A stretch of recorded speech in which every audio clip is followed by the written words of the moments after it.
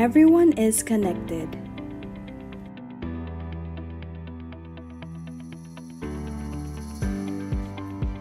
A truly connected Philippines used to be but a distant dream. But with the enactment of RA 10929 or the Free Internet Access in Public Places Act, the digital divide in the country is being bridged, one public place at a time, reaching even the most remote locations.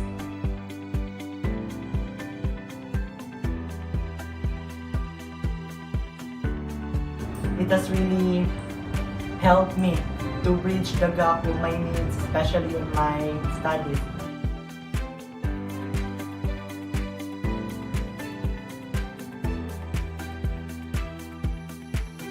Ginamit ko dito para makita yung mga balita dito sa FB, para makontak yung mga kamag-anak.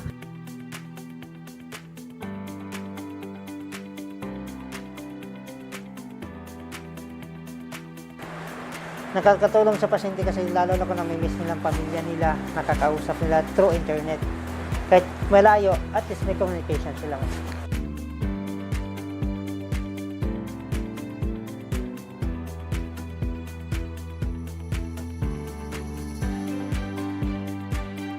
Free Wi-Fi for All seeks to empower every Filipino through ICT, giving them the tools to become globally competitive and happy citizens. Because we believe that internet access is not a privilege, but a right for all. Thank you. Big thank you talaga.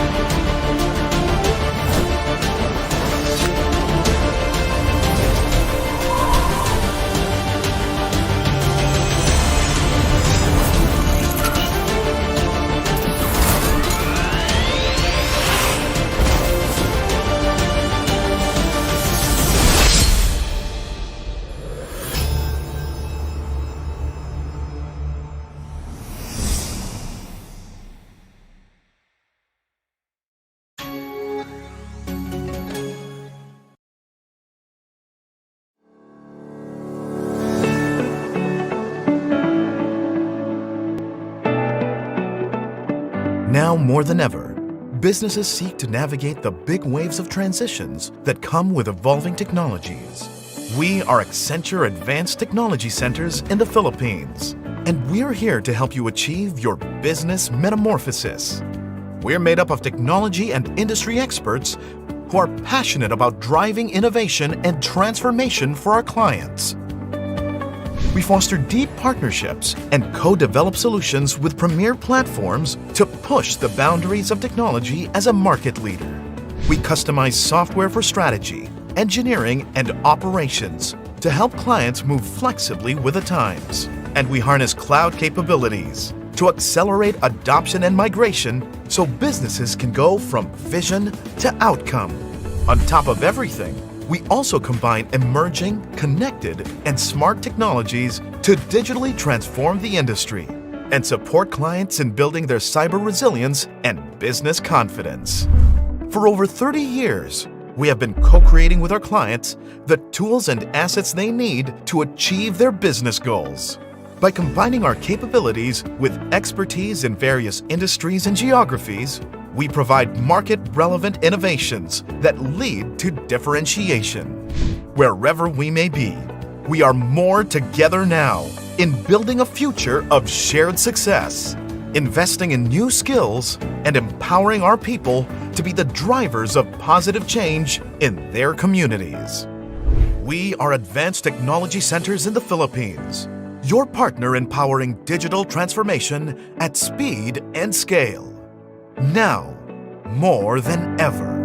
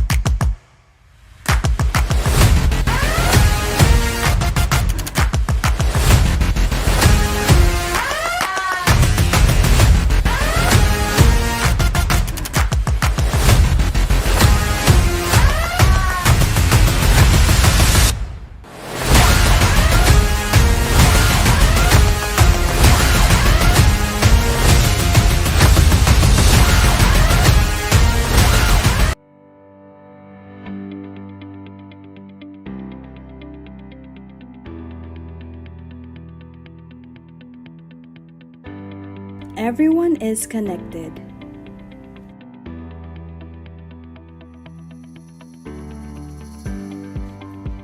A truly connected Philippines used to be but a distant dream.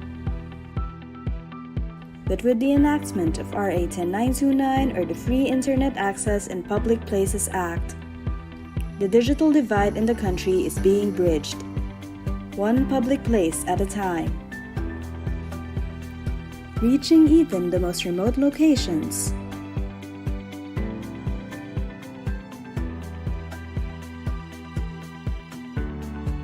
It has really helped me to bridge the gap with my needs, especially in my studies.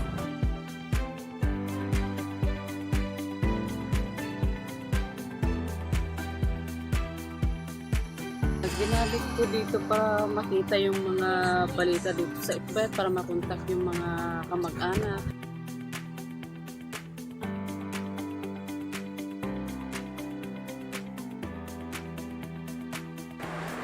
Nakakatulong sa pasyente kasi lalo na kung namimiss nilang pamilya nila, nakakausap nila through internet. Kahit malayo, at least may communication sila.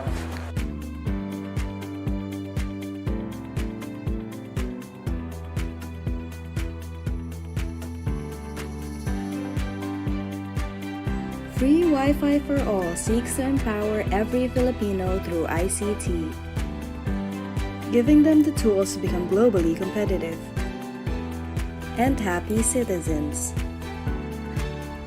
Because we believe that internet access is not a privilege, but a right for all. Thank you. Big thank you talaga.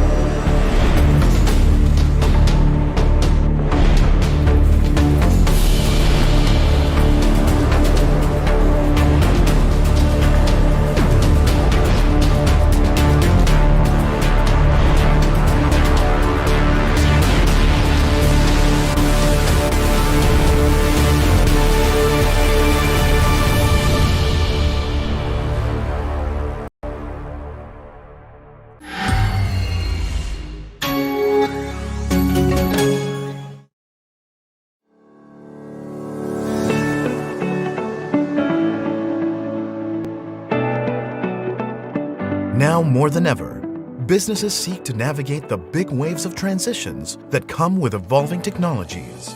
We are Accenture Advanced Technology Centers in the Philippines, and we're here to help you achieve your business metamorphosis. We're made up of technology and industry experts who are passionate about driving innovation and transformation for our clients. We foster deep partnerships and co-develop solutions with premier platforms to push the boundaries of technology as a market leader. We customize software for strategy, engineering, and operations to help clients move flexibly with the times. And we harness cloud capabilities to accelerate adoption and migration so businesses can go from vision to outcome. On top of everything, we also combine emerging, connected, and smart technologies to digitally transform the industry and support clients in building their cyber resilience and business confidence. For over 30 years, we have been co-creating with our clients the tools and assets they need to achieve their business goals.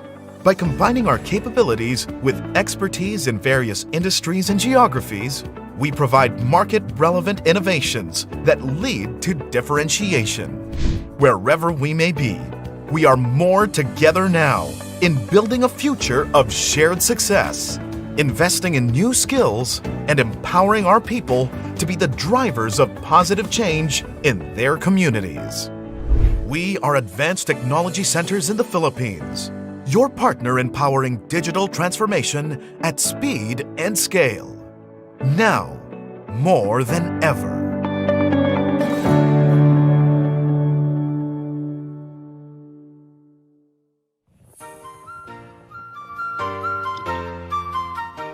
Good morning, guys! Nag-agahan at nag-inat-inat na ba kayo?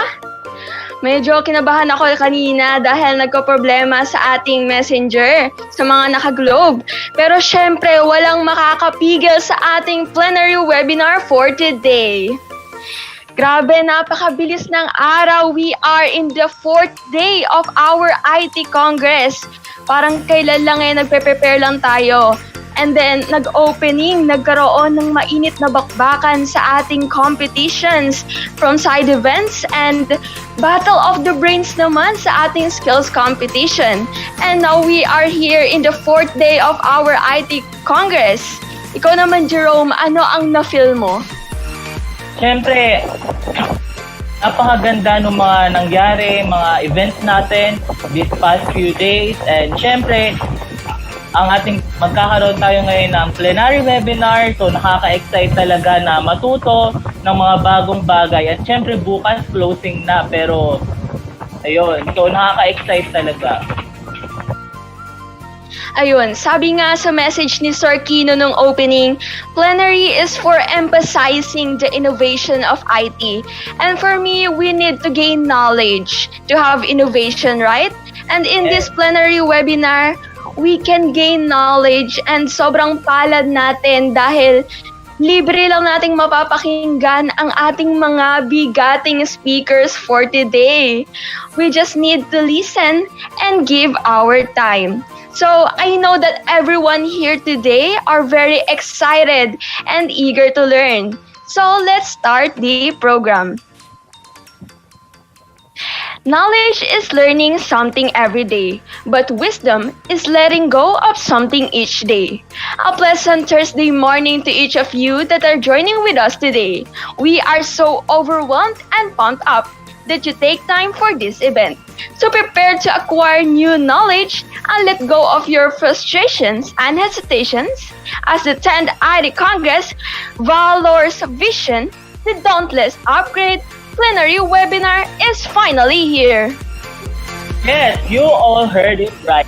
Now is the perfect time to witness and explore the topic about game development.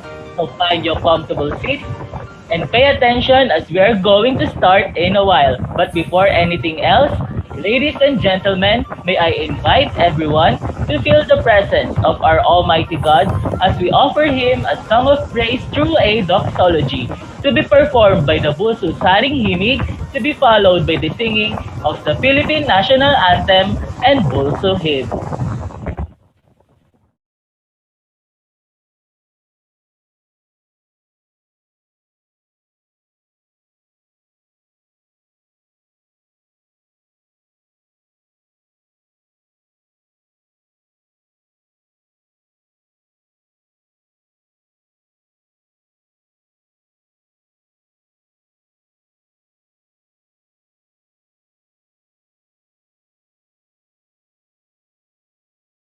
You were there in everything I knew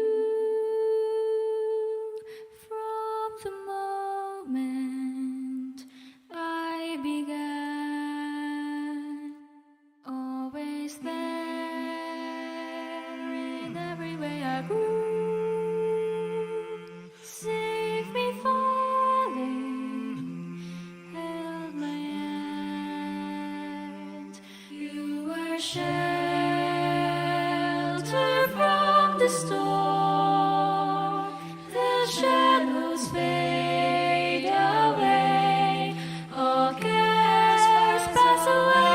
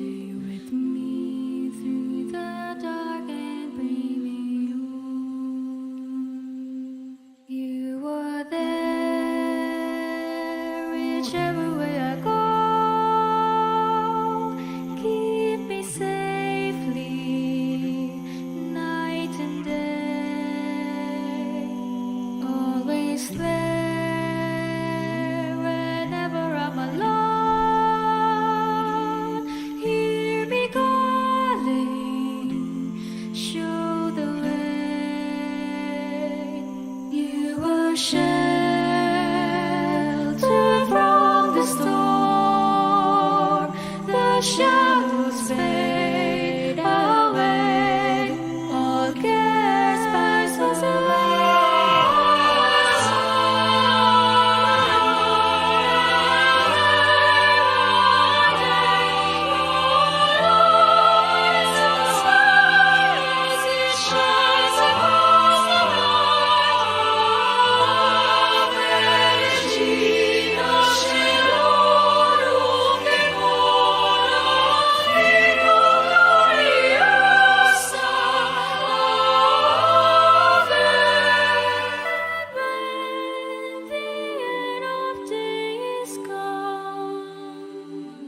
Stay with me through the dark and bring me home.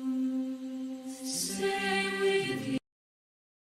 The dark and bring me home.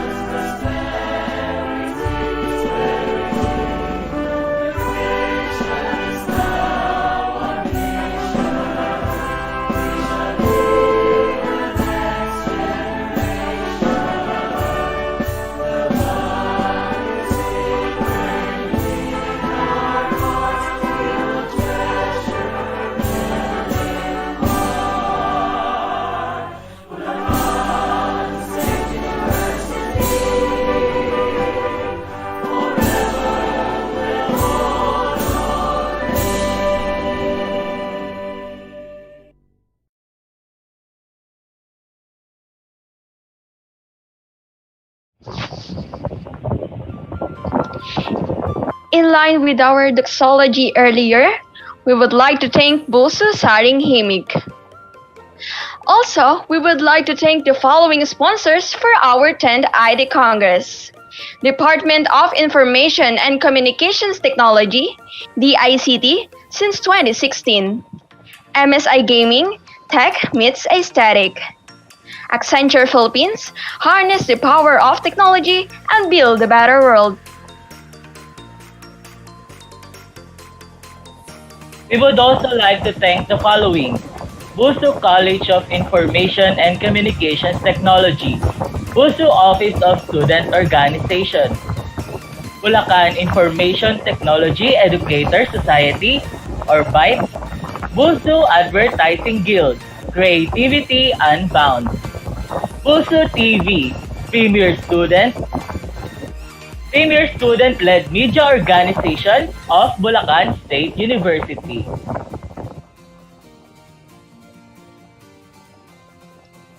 You know mga ka-sweets, we are full of surprises. Kaya kung ikaw ay eligible to join and participate in our raffle draws, make sure that you subscribe sa ating CICT SWITS YouTube channel. At kung hindi pa, bakit? De joke lang po. Ano pa ang hinihintay nyo? Subscribe na! Ensure na ikaw ay registered participant sa ating 10th ID Congress. Lastly, make sure na gamit mo ang ating SWITS 10th ID Congress frame right now. The raffle draw winners must provide a screenshot that they performed the 3 golden instructions in the time that your name was called. Failure to show the proof in 3 to 5 minutes means disqualification. You may send your proof to Mr. Glenn Polanco. We would also like to acknowledge those schools that are here with us today. Holy Angels University, University of Assumption, La Consolacion University Philippines, Cavite State University, SDI College, Bacoor. Alam nyo guys, sobrang bongga ng mga prizes natin ngayon na Jerome. If you want to have one DICT merch bundle, 500 pesos GCash, and 2 vouchers, huwag na magpatumpik-tumpik pa. Join now. And also, paalala ko lang, the attendance form is in the description and nakapin na rin siya sa ating comment section. You can fill it up now. Thank you. Tama ka dyan. Now, what would make their moods even better is to give them words to feed their souls. So without further ado, here is our very own hardworking and passionate CICT Dean and also the founding president of BITES. None other than Dr. Kina C. Piad to give us his opening remarks. Sir, the mic is all yours.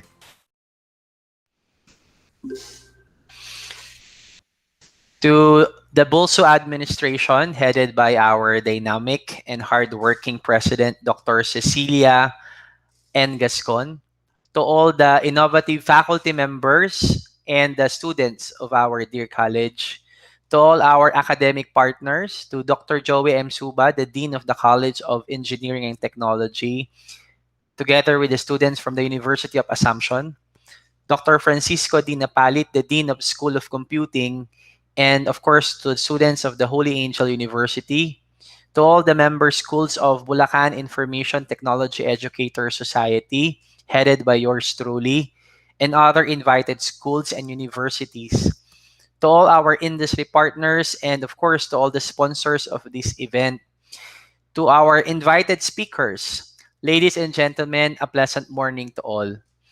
It is my pleasure to welcome all of you to this biggest information technology students conference in the province of Bulacan. I warmly thank all of you who join us in this momentous event, as you have given your time and effort to be able to join us in this online congress. We are now on the 4th day of the 10th IT Congress entitled VALOR'S Vision, the Dauntless Upgrade. Playing games has been around since 1980s, and the technological developments have improved the way video games are played. And there is no doubt that it will continue to develop in the future. In the Philippines, as in many countries, Mobile gaming is fast becoming consumers' preferred mode of gaming. As per report of the Philippine Mobile Statistics of 2021, less than 1% of all the mobile games on Google Play are from Filipino publishers. There are more than 451 Filipino publishers on Google Play out of all the 170,210 game publishers.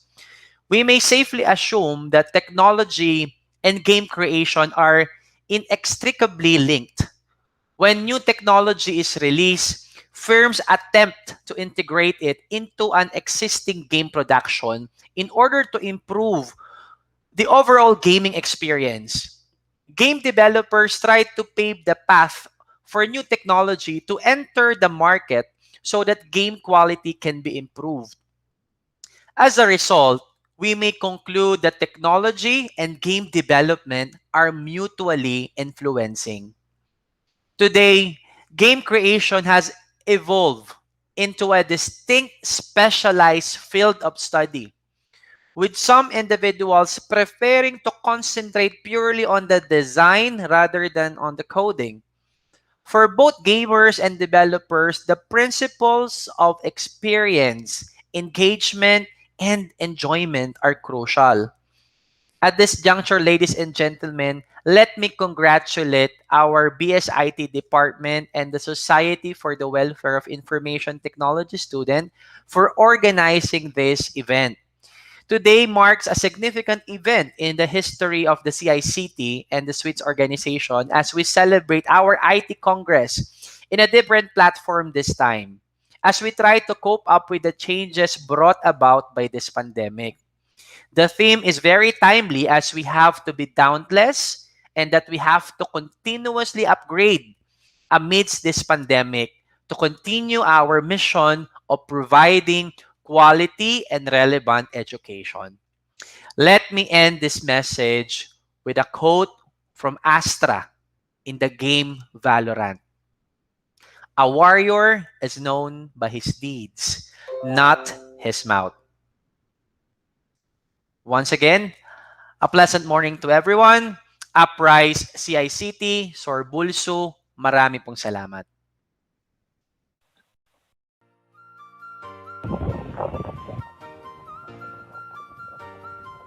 Thank you for that overwhelming message, Sir Kino. Sabi nga ni Sir, technology and game development are mutually influencing.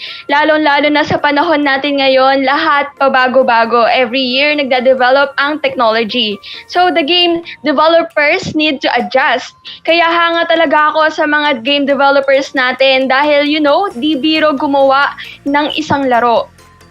And syempre, isa sa mini-make sure nila ay yung makikita nila na yung mga users ay may enjoyment and engagement. Ayun.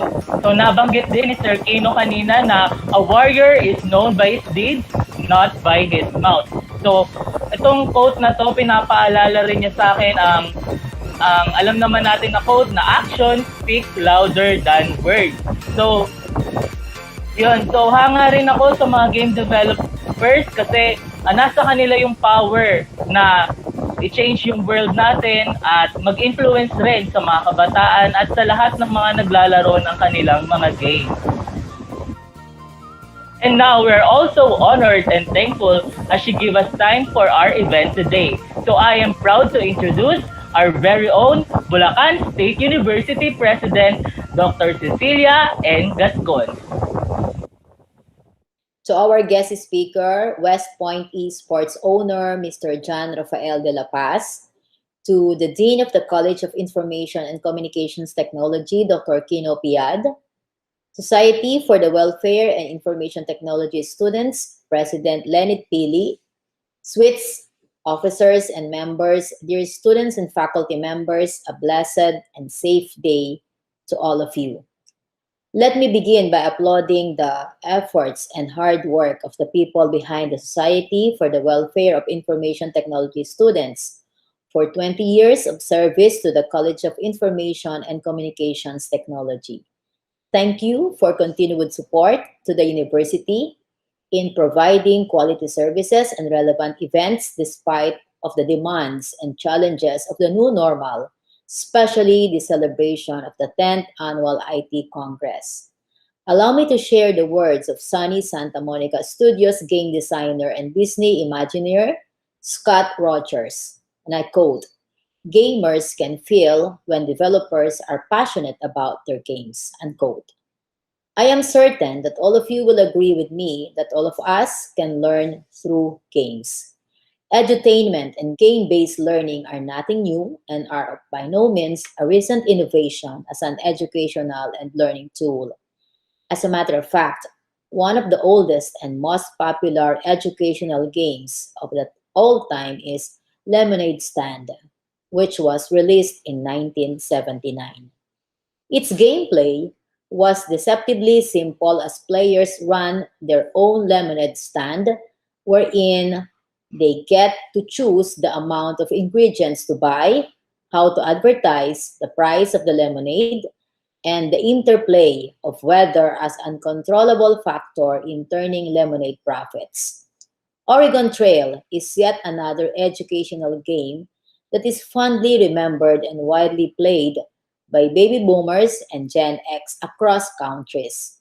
Oregon Trail was originally developed for Minnesota students in the mid 1970s, which was then commercialized through Apple II and has been re-released, modified, and had spin-off Amazon Trail in 1990s and updated until this day and age. While edutainment has been a part of the educational strategy since the 1970s, surge of acceptance and adoption to game-based learning in educational institutions has only been a growing educators movement for only the past 2 decades. According to a study, transformative technology integrated education is the hallmark of the third millennium learning, and through this mode of learning, the 21st century essential skills, the forces, creativity, critication, and collaboration are nurtured. In hindsight, digital game design and development adds a tier of complexity and extends the student's capacity not only in learning the basics and contents of a game, but more importantly, develop metacognition, an essential skill to achieve learners' success. This plenary webinar on game development is an essential activity in advancing the gamification skills and knowledge of our BSIT students. With this, let me share with you a few thoughts. First, making a good computer game is not enough. As early as now, I want all of you to become aware of the truth in the play market. As games are flooding the market, maintaining the balance and making strategies in introducing your gameplay will help you start the way forward to success. Do not let loose of the character's originality, artful intelligence, and flexibility. Second, game feel. This is the most overlooked aspect of game creation, the appealing features of your game. According to game developer Steve Swink, an interesting detail changes the feel of the gameplay entirely. A real-time control of virtual objects in a simulated space with interactions is the key to deliver the game feel vibe to our end users. Third, in an era consumed with technology and innovation, use this as an opportunity to expand and develop your 21st century soft skills. As changes in this modern world are constant and rapid, we must gear ourselves not only with technological expertise, but more importantly, with enhancing our content knowledge, flexibility, and adaptability. This set of skills are the driving force that will enable and prepare you for your future participation in the new global economy. Lastly, as future game designers and developers, use your amazing talent and skills in developing and producing games and simulations that can better our lives. To set an example, The field of medicine is in its advanced stage in adapting to the 21st century digital learning, as most medical schools across the globe trains medical students through surgery simulators and situational gaming apps that mimic emergency situations and imitate the organs of human bodies, complete with different levels of bleeding and breathing of patients. These medical apps and simulators have been proven that it provided an excellent way for medical students to experience surgery firsthand. A UK study revealed that medical students who used apps and simulators perform better and retain more skills and techniques than their colleagues who use traditional method of medical training through surgery observation. To add, World Health Organization strongly recommends using gaming apps and simulators as it was proven that students who use gamification and simulation in learning outperform students who use traditional learning. As the field of gaming and simulations continue to develop and set in motion in the educational pedagogy, it is high time for you to fully integrate yourselves to effectively come to grips with the way in which we transform and elevate learning. With this, allow me to commend once again the Society for the Welfare Information to Students, headed by President Lenit Pili, SWITS advisors Mr. Marcos Luis Santos and Mrs. Maria Lourdes Yongson, and the College of Information and Communications Technology for arranging this 10th IT Congress. To the students and participants, best of luck and congratulations in advance in your skills competition. Again, good day and stay safe. God bless you, and to God be all the glory.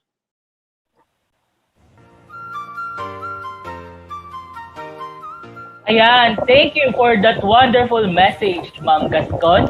So yung message kanina ni Ma'am Gascon ay somewhat related rin sa sinabi ni Sir Kino kanina, di ba? So sabi ni Sir Kino,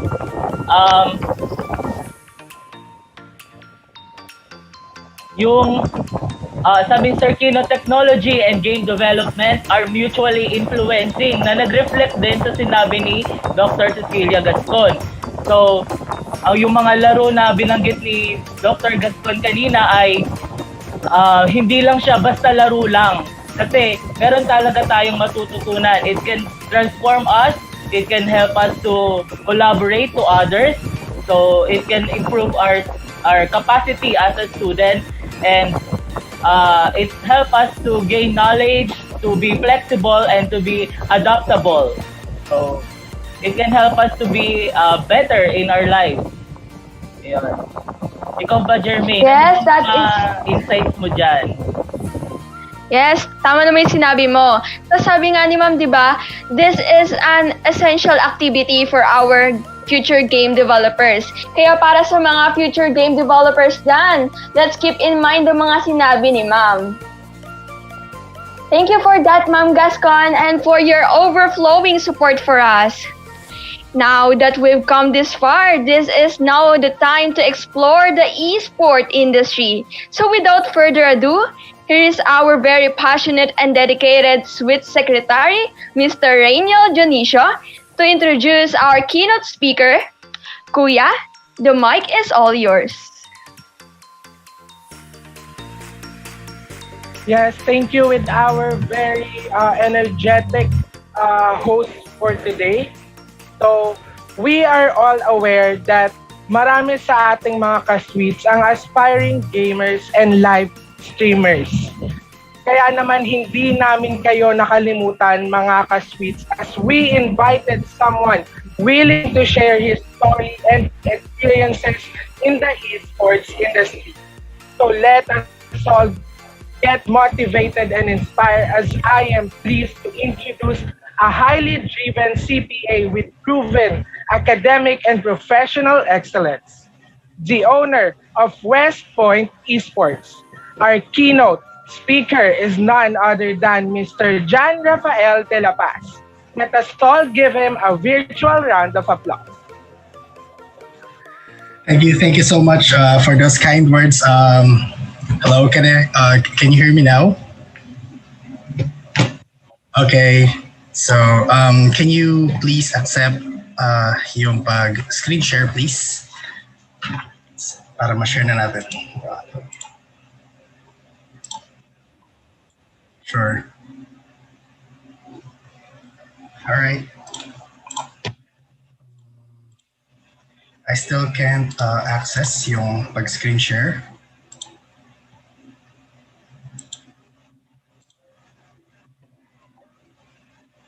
Ay, ayos. Sige, sige. Okay.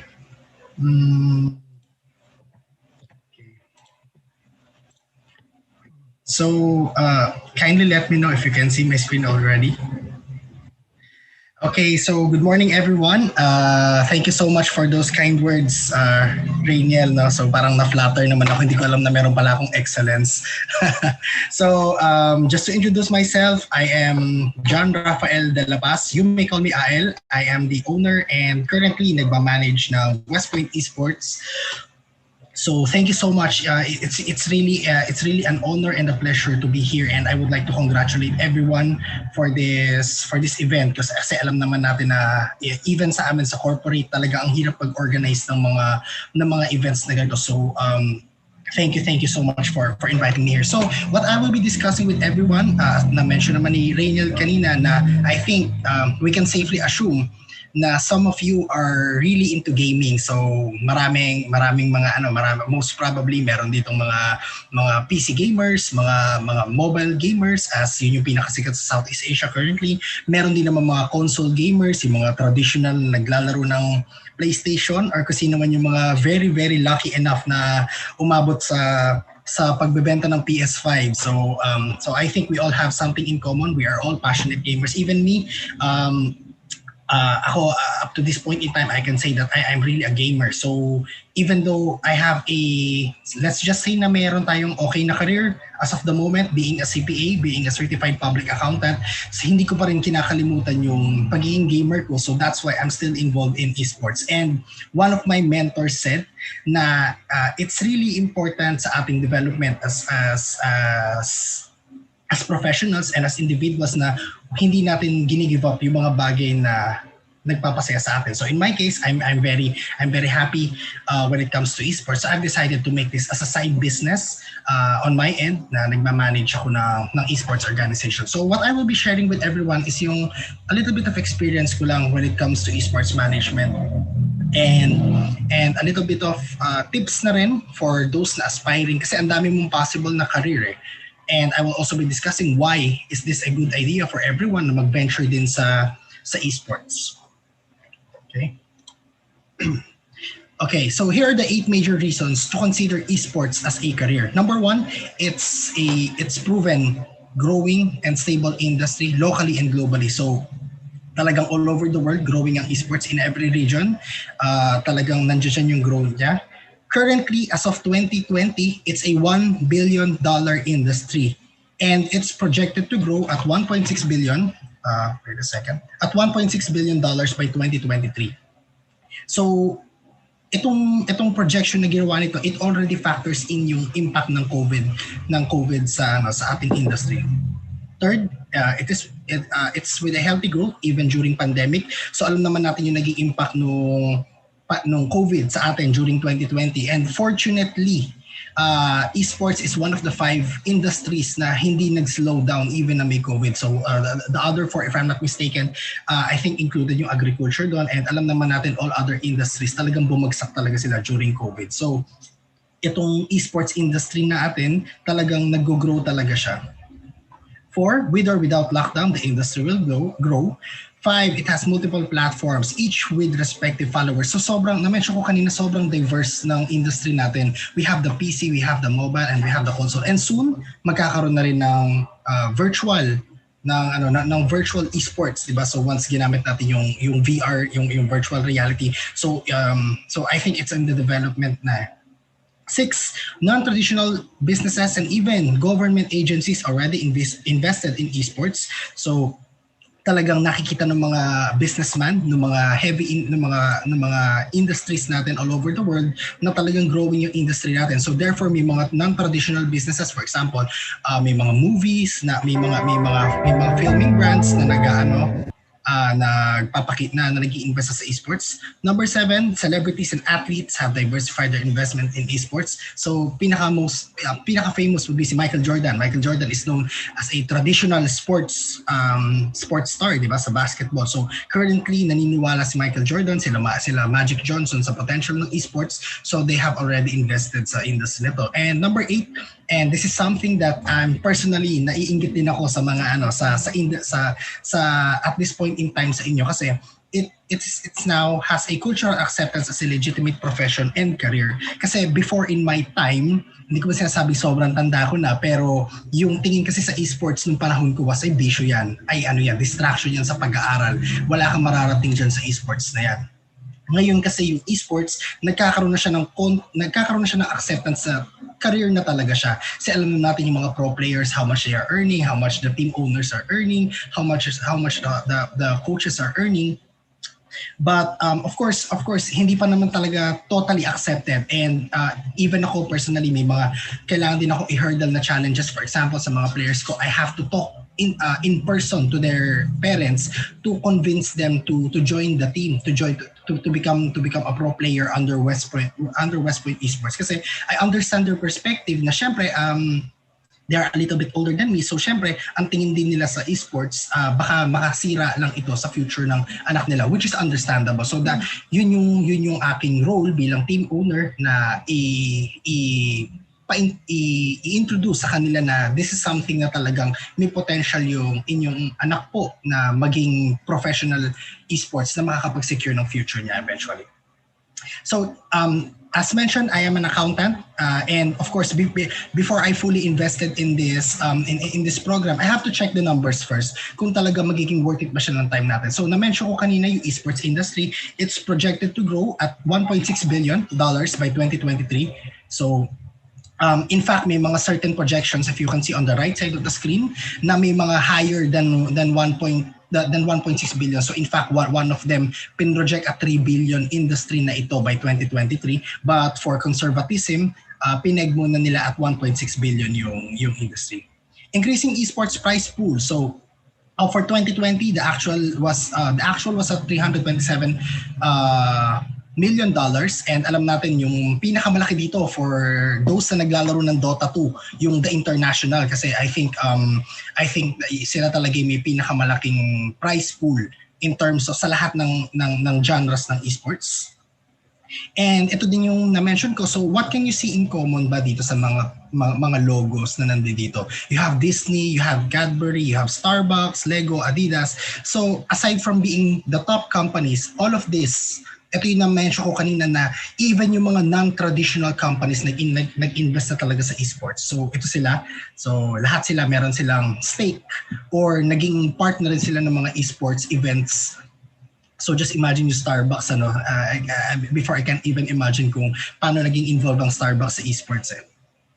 Okay, so just to highlight, ito yung mga parang, for me, yung mga biggest moves talaga when it comes to esports.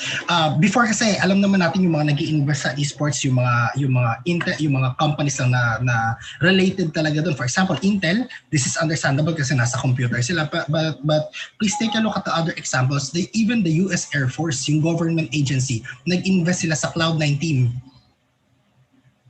Marvel, na alam naman natin na nagpo-produce sa some of the greatest movies, nag-invest na sila sa Team Liquid. BMW, a car company, sino-sponsor nila ang one of the top teams in Europe, which is G2 Esports. A banking, even in banking industry, which is a CTBC, siya yung nagsa-sponsor ngayon ng Pacific Championship Series. And ito yung na-mention ko kanina sa Michael Jordan na nag-i-invest sila sa esports. So this is just a proof na talagang growing yung industry natin, na anyone na interested to join, we can safely assume na the industry will be in good hands, kasi nakikita ng mga big industries na talagang this is the way to go. Dito sila nagpapa-advertise and everything. So here are other graphs na meron tayong yung esports audience, it's growing at an average of 14.4% every year. So yan yung kanyang growth. So it's a double-digit growth yung mga nanonood ng esports. And here are the top countries na nanonood ng mga esports. Third tayo actually sa mga top countries. And out of these countries, 7 galing sa Asia Pacific. So as mentioned, sobrang growing yung esports lalo na sa region natin sa Asia Pacific kasi ito yung graph na nag-show na talagang yung top 7 countries galing lahat sa Asia. Okay. Okay, when it comes to streaming, we're proud to say na Philippines ang top 1 when it comes sa panonood ng mga streams. So alam naman natin na mahilig tayo sa mga streamers, and number 1 tayo, almost half ng mga esports and ng mga esports enthusiasts na nanonood ng streaming. So as mentioned earlier, meron na ba tayong cultural acceptance pagdating dito?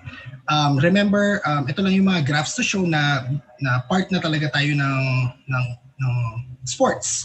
Kasi nasama na tayo sa SEA Games na nakaraan and masasama ulit tayo this coming November. Asian Games, nasama tayo pero unfortunately hindi nakasali ang Philippines noong 2018 Asian Games. Hopefully next year sa 2022, kasali na tayo. And the biggest would be if makapasok na tayo sa Olympics by 2024. So this is in talks kung papasok na ba ang esports sa Olympics. Okay, so ito lang na meron tayong opportunities sa ating esports na talagang even during pandemic flowing talaga yung investment sa industry natin. Okay, so who are we ba? I mean, West Point Esports. So currently we are a I can say a semi-pro team. I started this in Bulacan. I actually live near BSU. So nandito lang ako sa Mohon. And I just started this maybe 2 to 3 years ago. And currently we're training to compete in the SEA Games this coming November 2021.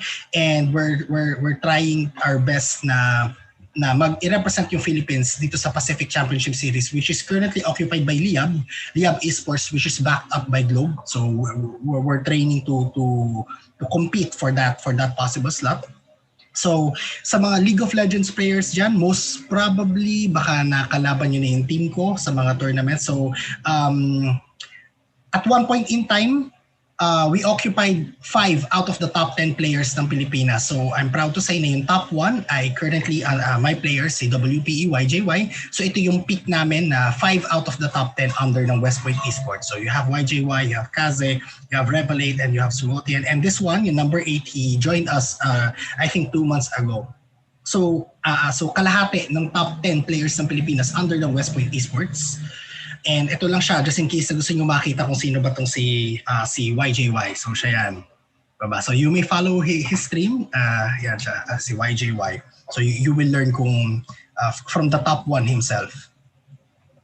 Okay, so I hope you guys will try to follow our page. You just have to search it. It's West Point Esports kasi we will be having tryouts soon sa mga other na ventures. So right now we're just focusing on League of Legends, but we have a Mobile Legends team as well, and na-try na rin namin mag-Valorant, but unfortunately it's still on the development stage. So magkakaroon kami ng mga possible na openings, and syempre bilang kapwa Bulakenyo, okay kapag in-offer muna natin itong mga slots. Syempre, di ba, dito muna tayo sa roots natin. Pero currently, yung West Point Esports, we're located at Angeles City, Pampanga. Nandun yung bootcamp namin. Doon sila nakafocus ng training. So, what they're playing every day for, I think, 12 to 16 hours a day nagpa-practice yung mga players ko just to represent the Philippines this coming November 21. So, I hope you will also support us on that journey. Okay, so ito na yung I'm going to my last 2 slides. So ito lang yung 3 major career paths na nasasabi ko for esports. So you have the player, you can be a coach, and you can be a team owner. So marami naman possible na career dito. For example, you can be a streamer na maganda rin naman ang financial rewarding doon. Ando din yung analyst. Pero for me, dito lang ako makakapagbigay kasi I'm not into streaming as of now.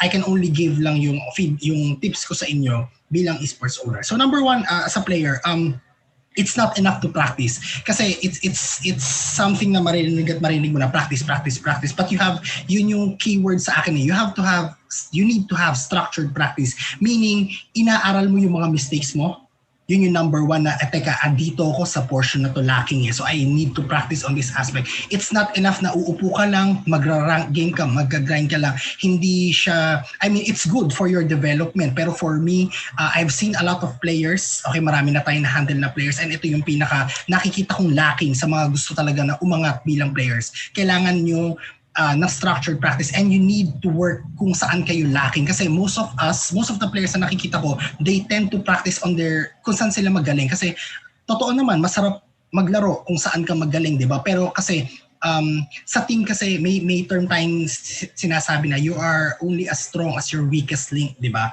So you need to identify kung saan kayo mahina, and you have to improve on that aspect. Number 2, right attitude. So, ang common notion is natin, napakagaling ko kahit sinong team kukuha sa akin. I hate to break it to you, pero yung skills, part lang siya ng requirement para maging good na player ka. So, you need to have the right attitude para dito. Meaning, kaya kang i-correct, alam mo kung tanggapin yung mali mo, kaya mo tumanggap ng criticism and everything, and you want to improve. And last but not the least, na tip ko sa mga aspiring players. Before I jump to number 2, I would like to highlight this example. One of the top 10 players in Philippines ngayon, hindi na lang natin siya papangalanan. He's been trying out with different teams here in the Philippines. Even sa Point Esports, he tried applying, but unfortunately, ako at that time, puno pa kasing slot ko. Nobody wants to get this player, even though sobrang galing niya. Meron kasi siyang, let's just say na hindi siya easy to get along with. Kaya guys, you really need to develop the right attitude pagdating sa esports, kasi it's not skills alone that will propel you to success.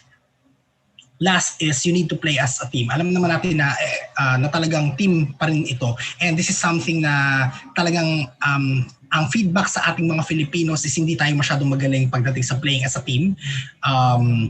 So, kasi mas magaling na tayo sa mga individual sports. And it shows even in other games. For example, kahit sa basketball, mas lamang yung ibang mga sa atin kasi hindi tayo masyadong sa mga system as a team. So, if you want to improve as a player, you have to understand yung concept ng team.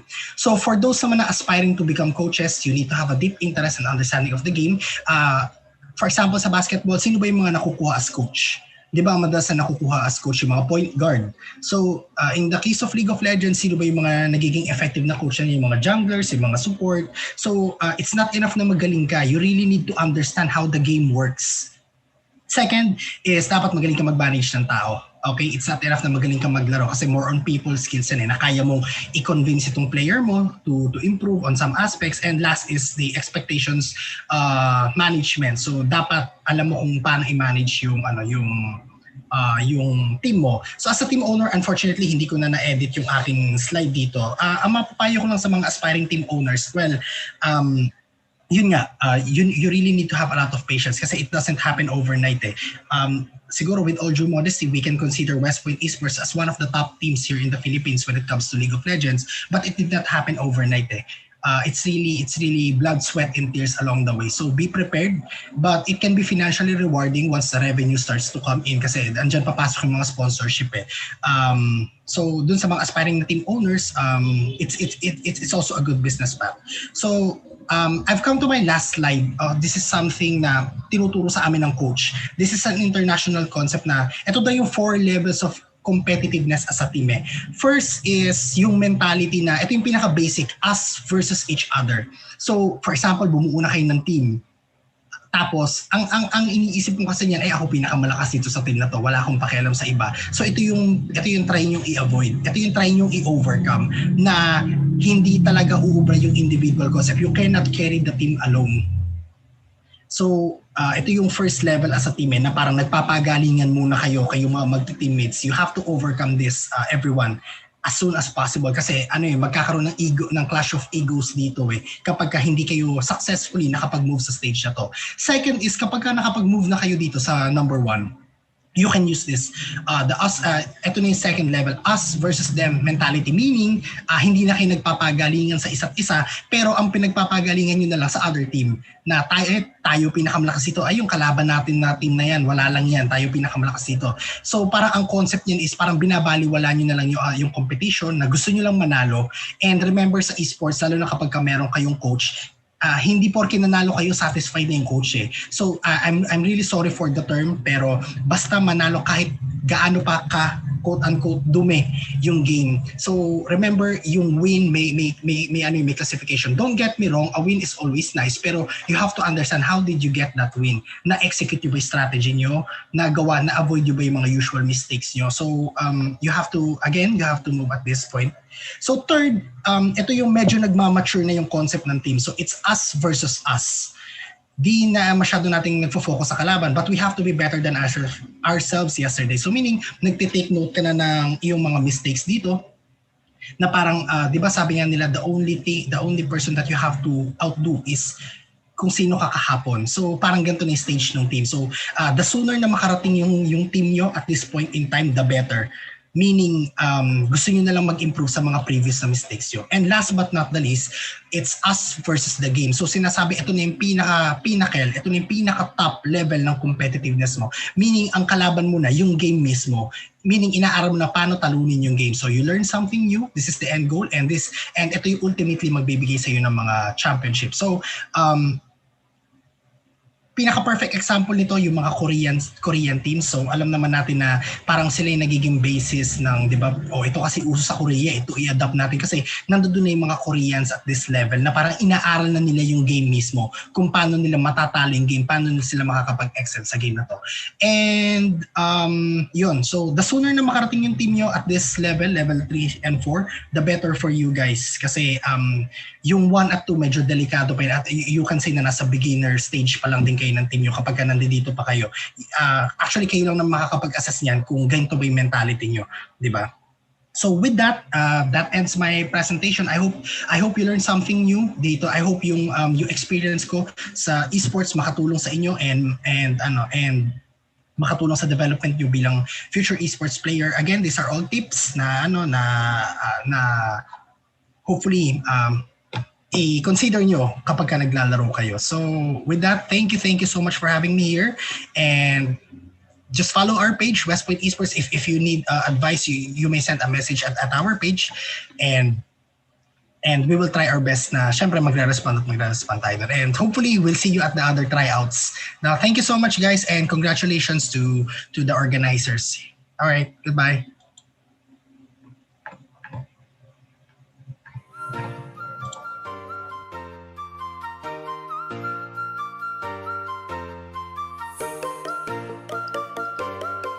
What a very inspiring and motivating message from our keynote speaker. Thank you for that, Sir Rafael. Sabi nga, unti-unti na nating niyayakap ang esports sa Pilipinas. And kung di ako nagkakamali, nagkakaroon na ng course about this, yung Bachelor of Science in Esports. Dahil growing na ang industry. And syempre, di ba parati tayo nakakasama sa mga tournaments. Yung sinabi rin ni Sir about sa aspiring players and coaches, we can also apply that in our life. Sa mga tatandaan ko, sabi ni Sir, you need to have structured practice, hindi basta practice lang. And we need to have the right attitude to be a good player. Ikaw, Jerome, meron ka ba dyang insights kay Sir? Yes, esports industry is truly evolving over time.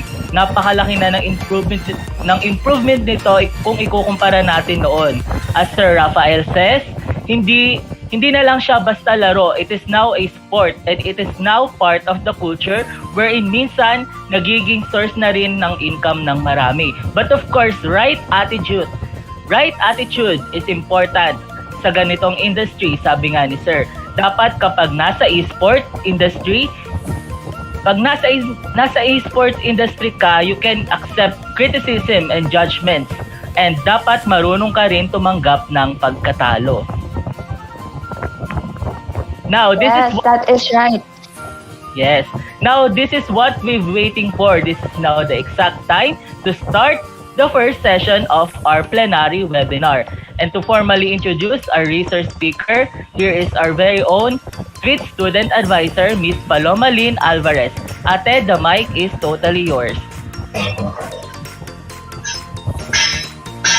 Good morning. Thanks for that, Jerome and Jermaine. So today, we objectify to share significant knowledge within all of you, and it will only be possible if we have effective and efficient resource speakers. So it is an honor for me to introduce the first resource speaker for this day. She is a current development lead for Extend Reality team of the Interactive Experiences Studio in Accenture, Philippines. She is also working with Accenture for 7 long years, spending 5 years specializing in developing extended reality applications, which involves AR, VR, and 3D development. Let us all give it up for Miss Patricia C. Cabaka. Ma'am, the mic is all yours.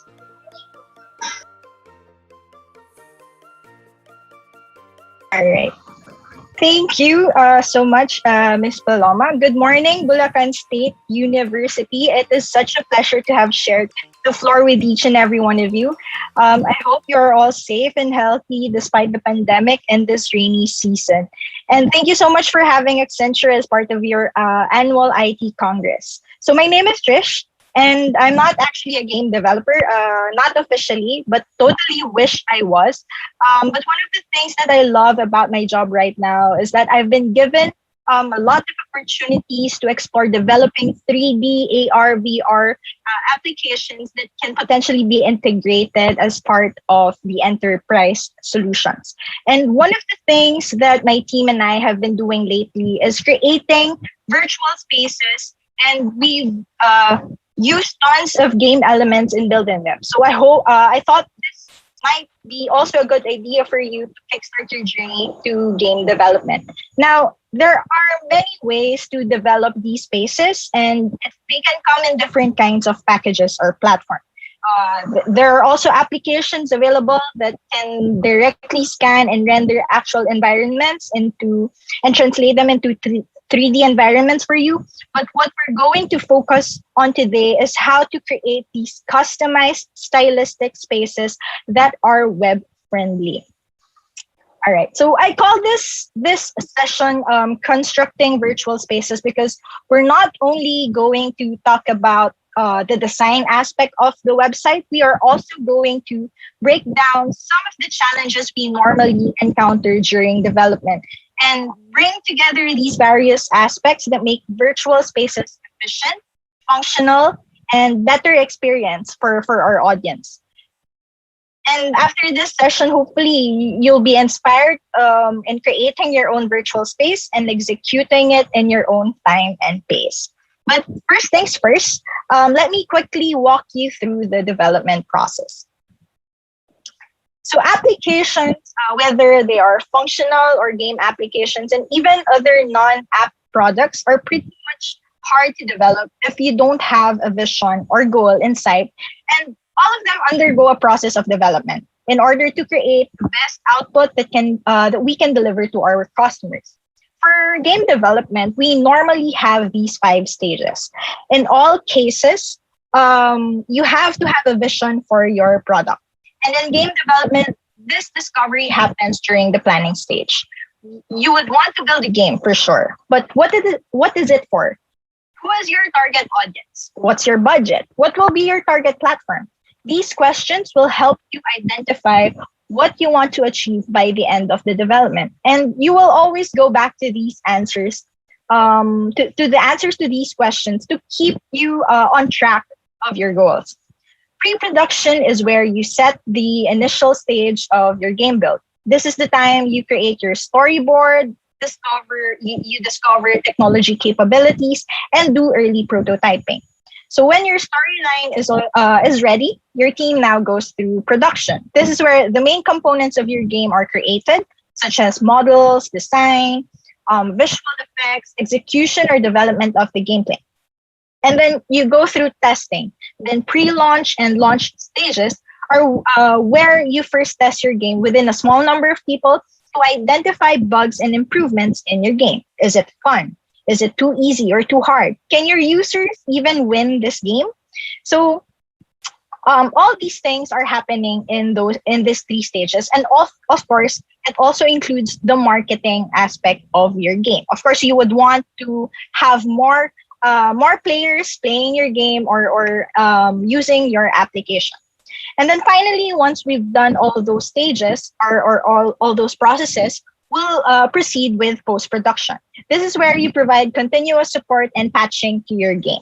So, of course, this setup also varies in different ways. Of course, the bigger teams require more complex processes, but generally this is it. Today we'll only talk about the first 3 stages. All right. So creating virtual spaces has relatively simpler objectives compared to other 3D games because in this example for our case, we developed the Manila Innovation Hub.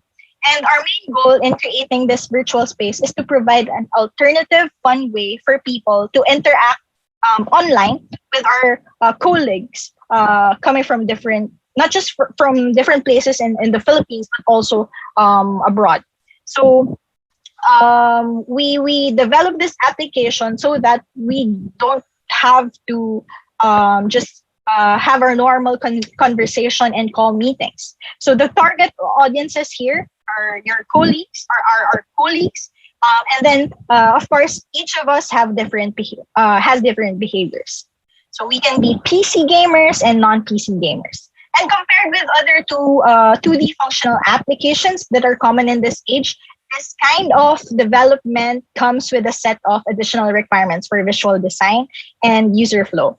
Constructing virtual spaces, just like our actual offices, requires following a blueprint. In this example, where we went for a more stylistic approach, blueprints are what we call the concept art. Creating concept arts helps 3D artists see the bigger picture before they make and render the final output or look for the game. And this falls under the pre-production stage. So normally when you have a client, they will be the ones providing you the high-level direction or the bigger picture of your game. Or if you don't have a client, this direction will come from your art director. And it's the job of the concept artist to execute the vision by creating the concept art for the game. If you're making your own games, that's fine. That's totally fine. And you have a little bit more freedom in what goes into your game. You can be your own product owner or your own client, and you can dictate what happens in your game. So to guide us in gathering requirements for the virtual spaces, we created a list that we call the happy path. Because a lot of things can happen during requirements gathering. So many additions, so many omissions, and having a default list of requirements will help your team stay on track of the vision. You can create your own list depending on the needs of your virtual space. But the first 3 on our list is related to visualizing the vision. So your team must have a clear understanding of the art vision. And by having things such as theme, visual keywords, reference images, color schemes even, will greatly help set the tone for your concept artists to visualize the vision. Now, the list on the other side, the right side, is already outside the concept art. And more on the requirements as to what your users can do within the space. Can they run? Can they click on things or objects in the scene? What happens when they click on things? So user feedback will determine how your users will react to your game. And one important thing when gathering requirements, especially when you're working on 3D web apps, and just like in real life, is that you have to know your priorities and work your way around and staying focused on these priorities. There are still quite a lot of limitations in running 3D apps on web, particularly in rendering. So you will need to prioritize what elements have to be there no matter what, and what elements you can forgo.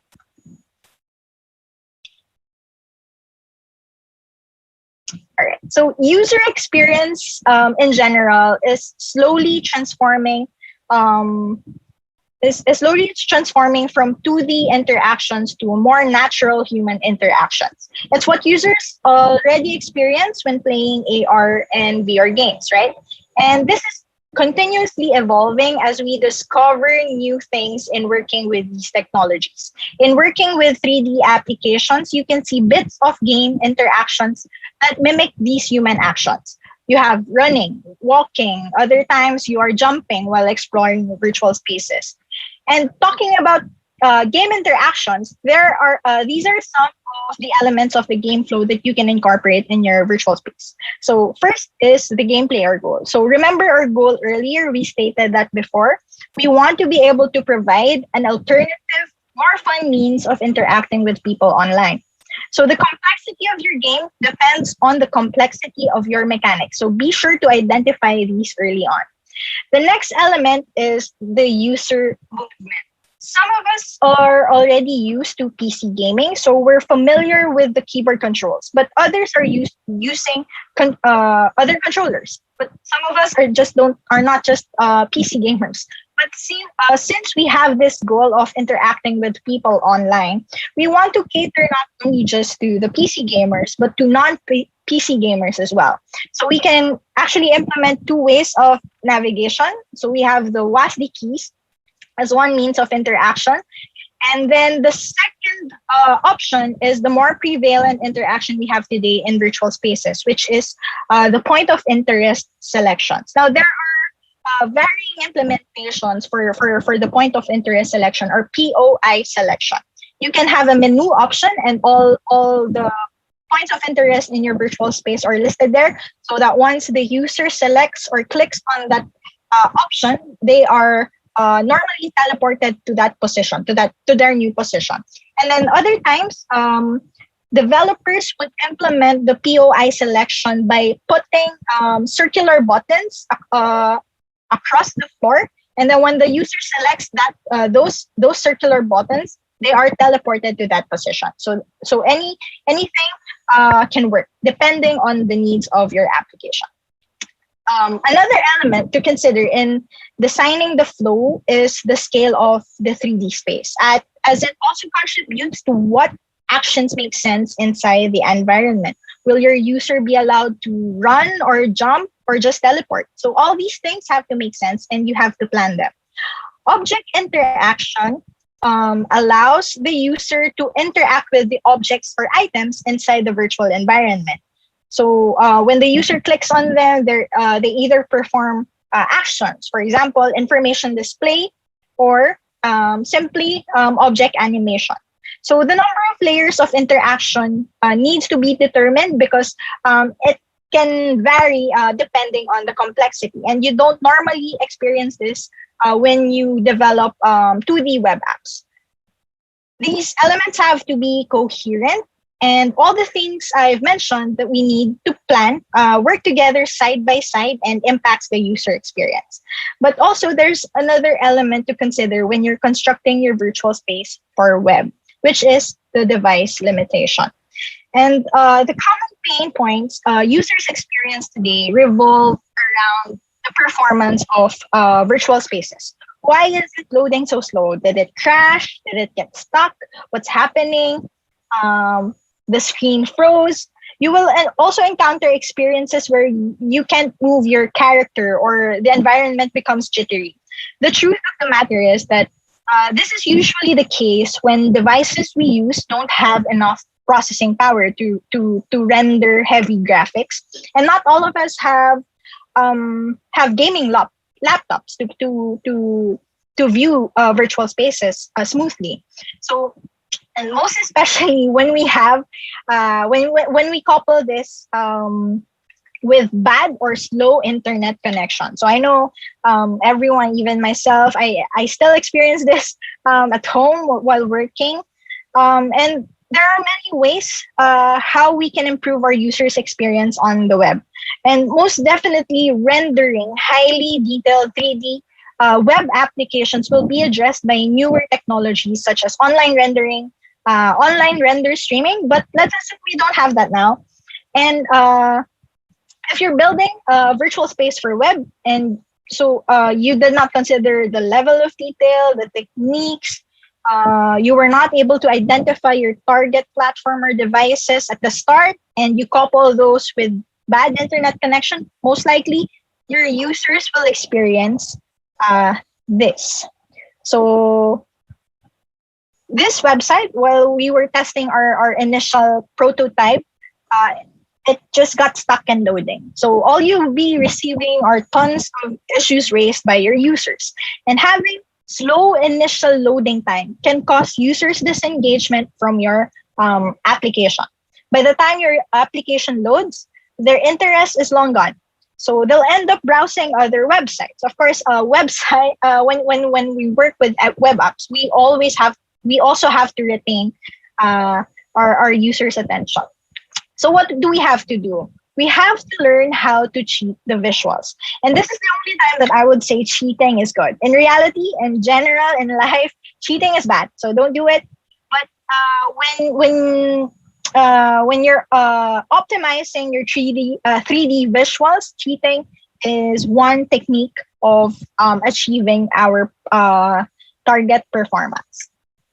All right, so you would actually know, or you would actually realize that you're already an experienced 3D artist when you already know a lot of techniques in making stunning 3D visuals without doing much of the work in creating the mesh.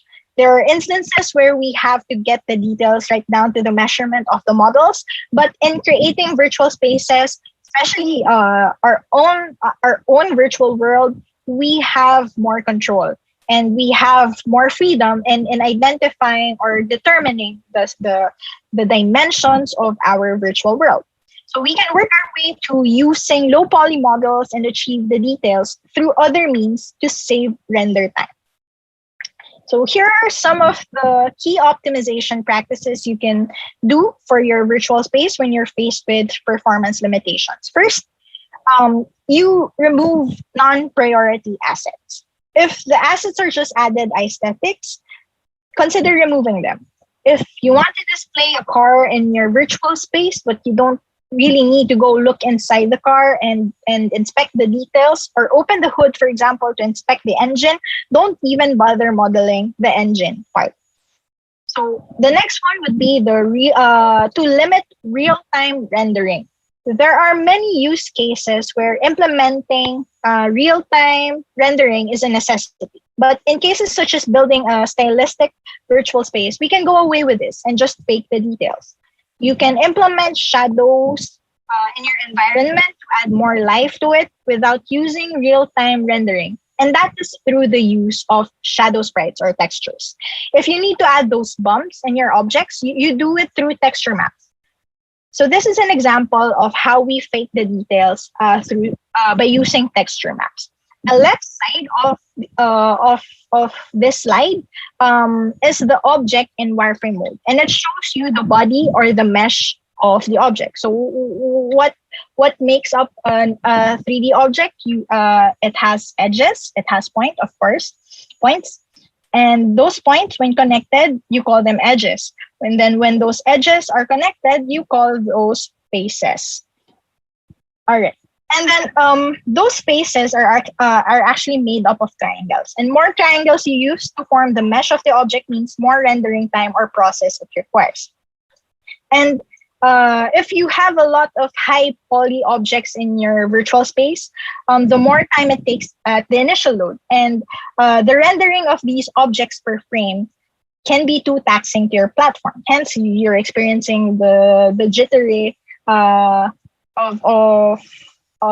your screens, or even lag experience. Of course, the lag experience will also depend on your network connection. So one way to work around the need to provide more detail in your objects without sacrificing the performance would be to utilize the texture maps. So for example, a normal map is a kind of texture map that provides the extra details you need in an object without having to model them in the mesh. All right. So I don't have, unfortunately, I wasn't able to include an example of a normal map, but the bumps that you see on the right side here and the lines here as if they have depth, those are achieved by using normal maps.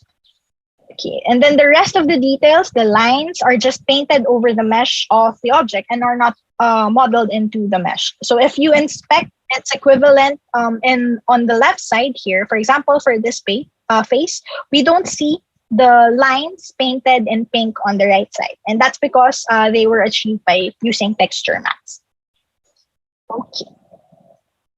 Okay. And then we have the last two optimization practices that we will discuss first. Then the second to the last one would be to reuse your assets. So unless necessary, you have to plan your models to identify which ones can share materials and which ones don't. You can have one metallic material, for example, and use that for multiple objects with metallic part. So that's okay, and that's actually encouraged. And then the last one would be the use of occlusion calling. So this disables rendering of objects that are not seen by the camera. So for example, here, every time I change the angle of the camera on the right side of the screen, the objects and scene in my current view get disabled as what's happening on the left side. So this can vastly improve your app's performance because disabling objects further reduces the stress in rendering activities in your virtual space. All right, so that's a lot to take in, but the key takeaways here are, first, we identify and plan our requirements. We have to set our vision. What do we want to build? What can we offer? And we also have to set our short-term and long-term goals to align with our vision, to achieve our vision. And when creating games, we not only just think about the scene, but we don't only think about the screen. We also have to think about the scene, the flow of the experience within the scene. We should not limit the experience into 2D interactions alone. And especially when we're doing hybrid applications, we have to plan our features. What works in 3D, what works in 2D. Then the next one would be knowledge is indeed power. We have to know our target demographic, their behavior, and what they look for in a game, what makes them stay in our application, what keeps them using our games, or what keeps them playing our games. And we have to know the techniques, the limits, and as much as possible, identify possible future solutions for those limits. If possible, we can plan ahead in order for us to implement these possible solutions in the future faster. The second to the last one would be, it is very important for us to acknowledge our the current limitations that we're encountering, and we do not force our way into resolving it. So we have to find workarounds. And lastly, we should not expect that we will get everything right at the start of your development. When we're creating our first virtual space for our company or for Accenture, we didn't start or we didn't finish it in 1 full week or 1 full month. It took us time to plan, to design, and to identify the needs of our target audience. So expect, and this is very important, to allow yourself to fail. When something doesn't work, find another way to achieve the objective. When you're planning to implement complex features, try to separate them or make subdivide them into sub features, and then you iterate on your game. So create a minimum valuable or an MVP, and iterate on that. So set up a time or duration for your development, and then check what you have accomplished for that particular time, and do iteration and review. And trust that you'll create better, improved games or applications with more discoveries and practice. So it really takes practice to make things almost perfect. And I think that's it. Thank you so much and have a great day.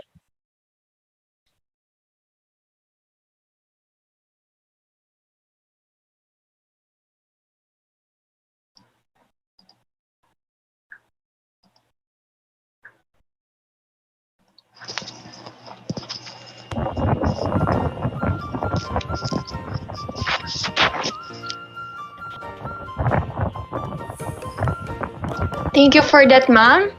Sabi nga ni ma'am, if you are a game developer, you need to know what are your budgets, target, and platforms. In simplest term, dapat planado tayo kahit sa kaliit-liitang detail sa isang game. Di ba nga, kaya kudos sa ating mga game developers. And now is your time to shine, mga ka-SWITS. If meron kayong mga katanungan kay Ma'am Patricia, kindly drop it in our chat box and comment sections. But while we are waiting, we would like to thank the following: Buso College of Information and Communications Technology, BUSU Office of Student Organization, Bulacan Information Technology Society or BITES, BUSU Advertising Guild Creativity Unbound, BUSU TV, Premier Student-Led Media Organization of Bulacan State University. We would like to thank the following sponsors for our 10th IT Congress: Department of Information and Communications Technology, DICT since 2016, MSI Gaming, Tech Meets Aesthetic, Accenture Philippines, harness the power of technology and build a better world. We would also like to acknowledge those schools that are here with us today: Holy Angels University, University of Assumption, the Consolacion University Philippines, Cavite State University, STI College Bacoor. Now to award the token of appreciation with our research speaker, may I call in one of our lovely faculty advisor, Mrs. Maria Lourdes M. Chongson.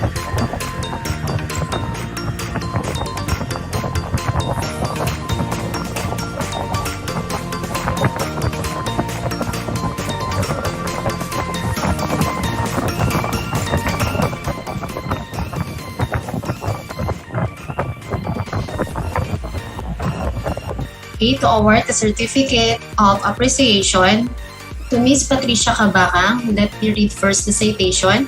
Bulacan State University, College of Information and Communications Technology, Society for the Welfare of Information Technology Students. Certificate of Appreciation is given to Ms. Patricia C. Cabacang for sharing valuable knowledge as a resource speaker during the 10th IT Congress entitled VALOR'S Vision, the Dauntless Upgrade, Plenary webinar with the topic of game development. Given this 10th of June 2021, signed by the SWITS faculty advisors, Mr. Marcos Luis and Marcos, yours truly, Maria Lourdes M. Tiongson, the SWITS president, Ms. Lenit Pili, and our CICT Dean, Dr. Kino C. Piad. Congratulations and thank you very much, Ms. Patricia C. Cabacang. Thank you so much for the token of appreciation, and congratulations as well for the successful event.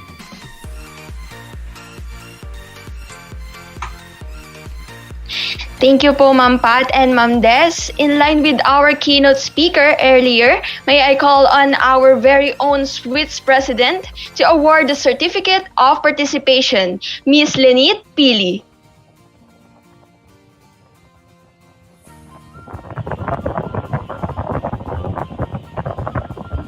Okay, it's my honor to award this Certificate of Recognition to our keynote speaker, Mr. John Rafael de la Paz, in recognition of his outstanding contribution as keynote speaker during the 10th IT Congress entitled The VALOR'S Vision, the Dauntless Upgrade, given this 10th of June 2021, signed by our very own faculty advisor, Mr. Marcos Luis and Marcos, Ms. Maria Lourdes M. Tiongson, and yours truly, also signed by our very own CICT Dean, Dr. Kino C. Piad.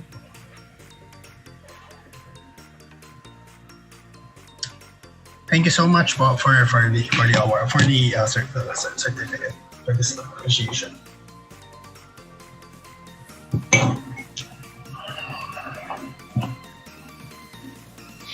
Now, kung nagawa mo na ang ating 3 golden instructions, relax ka lang dyan dahil isa ka na sa pwedeng mapili sa ating raffle draw for today. Again, sinasabi ko sa inyo, sobrang bongga ng prizes. Hindi nyo papalagpasin. Tama ka dyan, partner, kasi pangmalakasan naman talaga ang ating mga sponsors for this IT Congress. So without further ado, let us call our raffle masters, the SWITS PIO, Ms. Rain Cano, and the SWITS Secretary, Rainiel Junicio. Hi everyone! Good morning! Ano ba? Afternoon na ba? Morning pa lang, yes. Rains, kamusta ka naman dyan? Yes, okay naman, and tama nga yung sinabi ng ating mga energetic host na sobrang dami naming hinanda para sa inyong lahat. ngayong araw, and that is because of our sponsors. Kaya naman, kukunin lang ulit namin itong time na to para pasalamatan ang ating mga sponsors and media partners. So we would like to thank the following: Bulsu College of Information, Bulsu Office of the Student Organizations, Bulacan Information Technology Educators Society, BITES, Bulsu Advertising Guild Creativity Unbound, and Bulsu TV, premier student-led media organization in Bulacan State University. Courser Publication,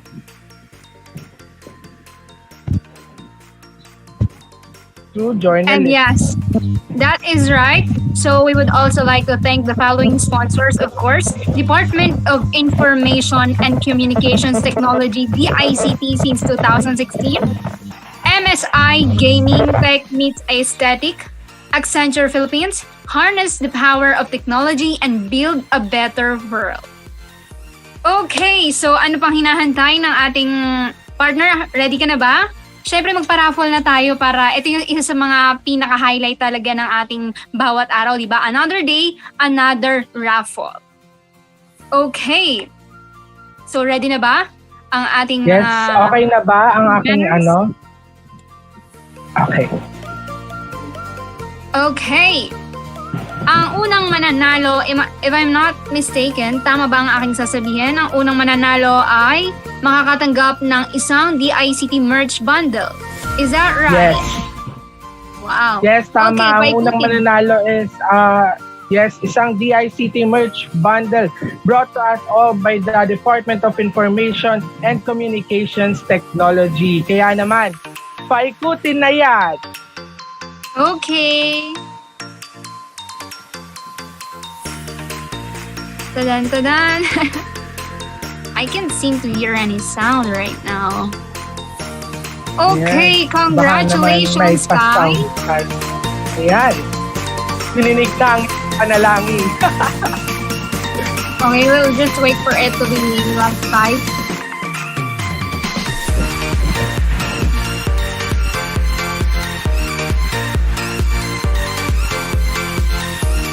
Is it Julian Rain Novida? Congratulations, Julian Rain. I hope na nanonood ka ng ating live ngayon sa YT. At sana na-comply mo yung ating 3 golden instructions: registered, FB frame, and subscribe. Congratulations. Yes. Okay, for Ano yung our susunod na next... mapapanalunan? Yes, ang susunod naman na mapapanalunan is a 500 pesos GCash. Galing naman yan, syempre, sa ating organization na SWITS. Kaya naman, wala nang patumpik-tumpik pa, mamili na tayo. Paikuti na yan. Wow! Okay. Paikuti na yan.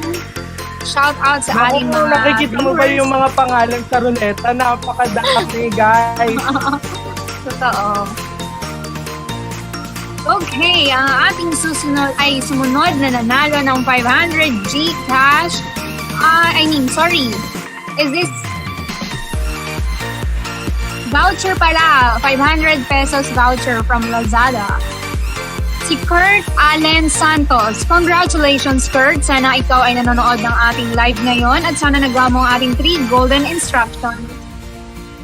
Yes. No, actually, tama lang, 500 pesos GCash kasi ngayon pa lang natin ipamimigay yung 4 na voucher na 200 pesos na e-load. Wow! Wow naman! Yes. Grabe yun! Another grabe yun po. Okay, so... Wala na tayo ibang masabi kundi puro grabe yun. Totoo. Puro gano'n lang, grabe yun. Okay. Naku, sino kaya? Napakadami pong pangalan sa ating ruleta ngayon. Ayan, sino ang maswerteng pangalan na makakakuha ng ating si Daryl, pesos e-load? Ivan Daryl Lopez. Congratulations, Ivan Darren Lopez. Sana ikaw ay nanonood ng ating YT live. We are live in the YT and sana nagawa mo yung 3 golden instructions. Yes. Because if not, naku po, ang ating prizes ay mapupunta na naman para bukas sa ating closing program. Ay nga pala, pakicontact po si Glenn Angel Polanco for the prizes. Yes. Sa lahat po nga ng, sa lahat po ng mga nananalo. Okay, are we, another ba? Yes. Another pa ba, Niel? Isa pa ba? Oo naman, hindi tayo titigil. Isa pa. Yes. Ba? For another winner ng voucher worth 200 pesos e-load. Sino kaya yan? Lucky name. Okay, sino yan, Raim? Okay, sige, I'm waiting for it. Yes. Okay, si Franz Jill, Leyland Franz Jill Tapo. I hope I pronounced your name right. Congratulations sa iyo. Sana ikaw ay nanonood ng ating YT Live ngayon. At sana nagawa mo ang ating 3 golden instructions. Every frame, registered ka sa ating IT Congress. And of course, pangatlo po ay nakasubscribe ka sa ating YouTube channel. Yes, tama ka dyan. Isa pa ba, Raim? Gusto mo pa ba ng isa? Aba, pwede naman. Sige, why not? O sige, mag-isa pa daw tayo. Mag-isa pa tayo. Isang voucher power 200 pesos e-load. Go!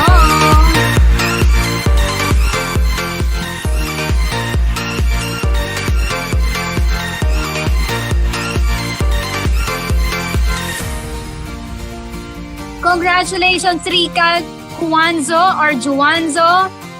Yeah, congratulations sa iyo, Rika. Sana nanonood ka ng ating YT Live at sana nagawa mo ang ating 3 golden instructions for you to be able to claim our prize. Nandyan po ang ating napakasipag na treasurer, Glenn Angel Polanco. Nakaka-birthday lang ng Monday. Talaga everyday binabrag yung birthday, no? Congratulations, Rika. Yes. Sige, isa pa. Last na talaga. Promise. Promise Oo na to. naman, napakagalante naman talaga. Okay. Napakagalante. Last na.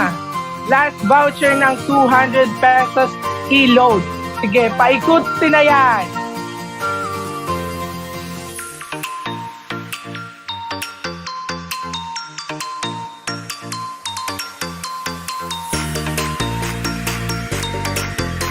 Ayan, sino ang ating last winner para sa part na ito? Ang ating last winner para sa ating first round ay si Trisha Ann Binaya.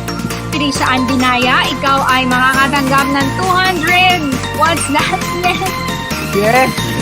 Okay, para sa lahat po ng nanalo for today, or sa lahat ng nanalo sa part na ito, lalo na po yung nakatanggap ng merch, is pakibigay po ang proof sa aming treasurer na si Glenn Polanco. Also include your full name, complete address, and contact number. Para naman po sa nanalo ng 500 pesos GCash, kindly include your GCash account number, GCash name, and contact number. Same po dun sa nanalo ng voucher natin. Okay. Kindly include your full name and contact number. Ayan. Send nyo lang po yan kay Glenn. Niel, alam mo ba na maingay na naman sa comment section natin ng YT? Grabe, parang mamiss sila yung shoutout natin kahapon, di ba? So, okay guys. Sige, mag-shoutout ako ng 3 ngayon.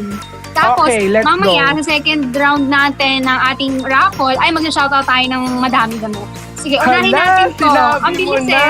Grabe ka. O sige, sabi ni Marian Cabanyas, when po kaya mananalo? Malay mo sa next round na yan, Marian. Baka mamaya. Sabi ni Ryan Dating, ako na yan, Diyos ko. O, diba? Malay mo naman sa susunod na round. O, diba? Totoo. Okay, so, ayun. So, more raffle pa daw po. Sabi naman ni, ito may nagpapa-shoutout si Yona. Shoutout sa iyo, Yona. Shoutout! So, ayun po. Thank you so much. Yes, ayan.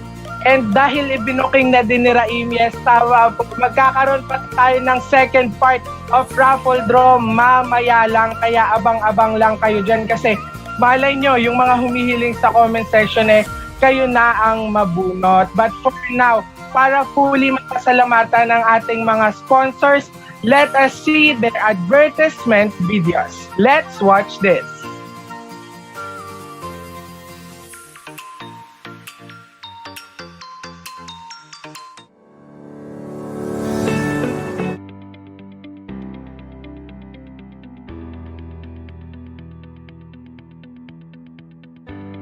Everyone is connected.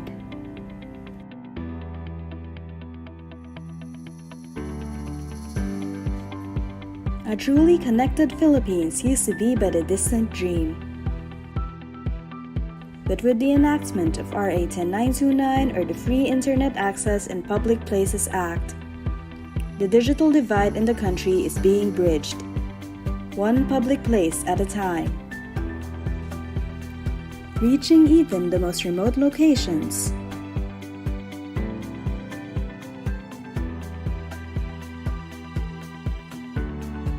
It has really helped me to bridge the gap with my needs, especially in my studies.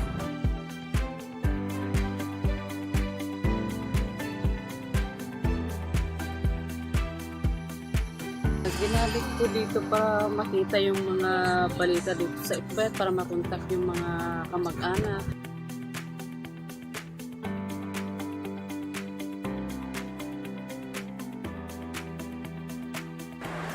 Nakakatulong sa pasyente kasi lalo na kung namimiss nilang pamilya nila, nakakausap nila through internet.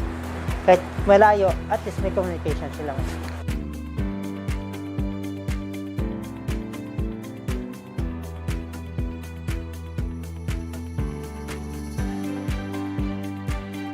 Free Wi-Fi for All seeks to empower every Filipino through ICT, giving them the tools to become globally competitive and happy citizens. Because we believe that internet access is not a privilege, but a right for all. Thank you. Big thank you talaga.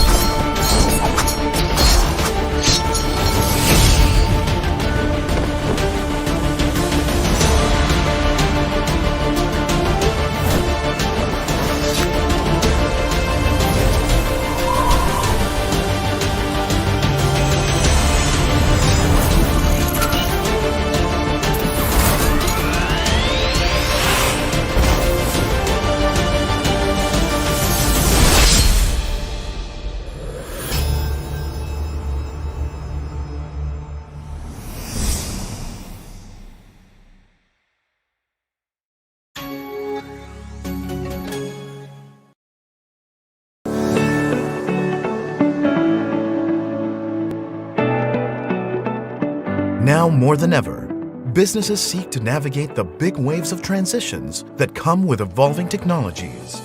We are Accenture Advanced Technology Centers in the Philippines, and we're here to help you achieve your business metamorphosis.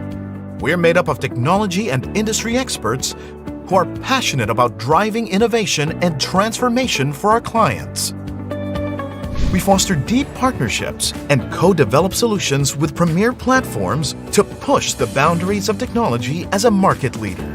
We customize software for strategy, engineering, and operations to help clients move flexibly with the times. And we harness cloud capabilities to accelerate adoption and migration so businesses can go from vision to outcome.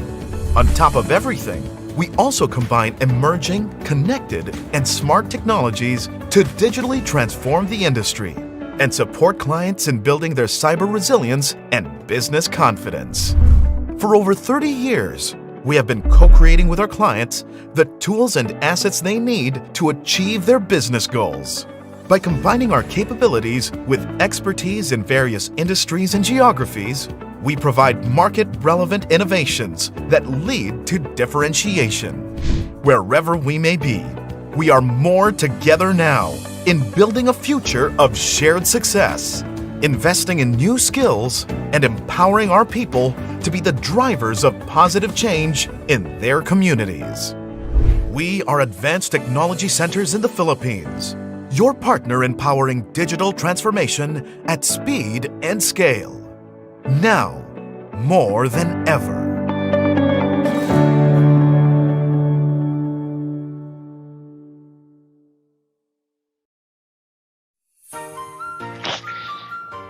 Okay, thank you po sa ating Raffle Masters kanina and to our sponsors.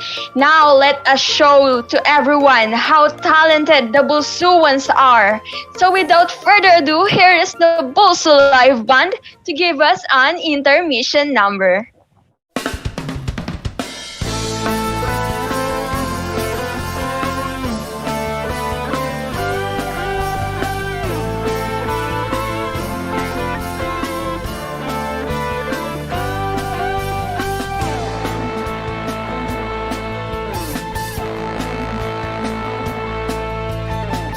Huwag mong pansinin ang naninira sa'yo, basta't alam mo lang tamang ginagawa mo.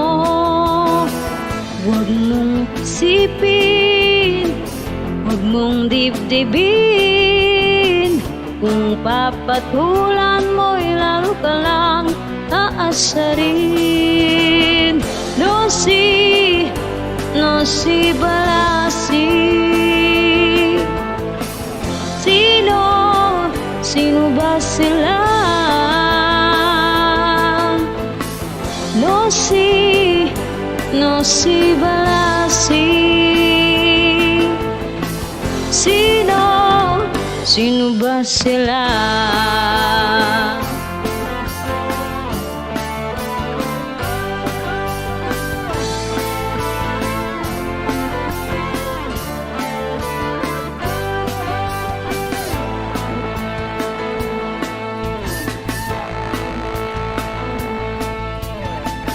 Ituloy mo lang, gawin ang gusto mo.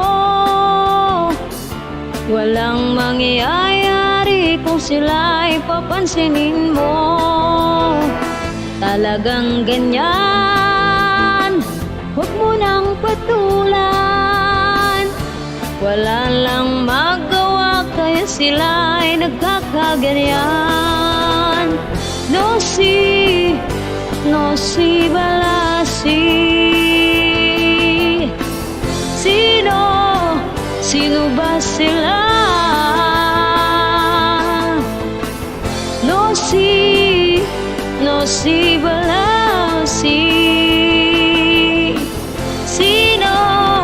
Sino ba sila?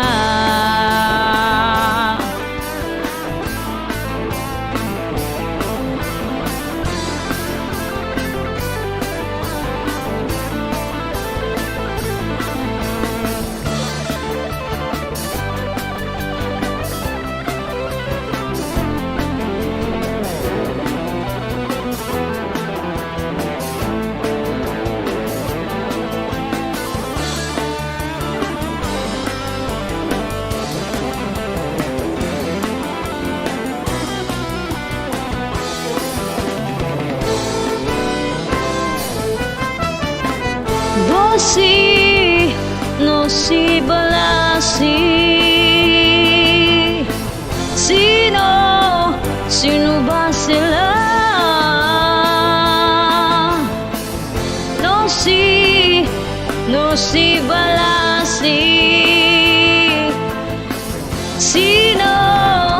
Sino ba sila? No, sino si Balansi? Sino ba sila? No si Balansi. Sino ba sila?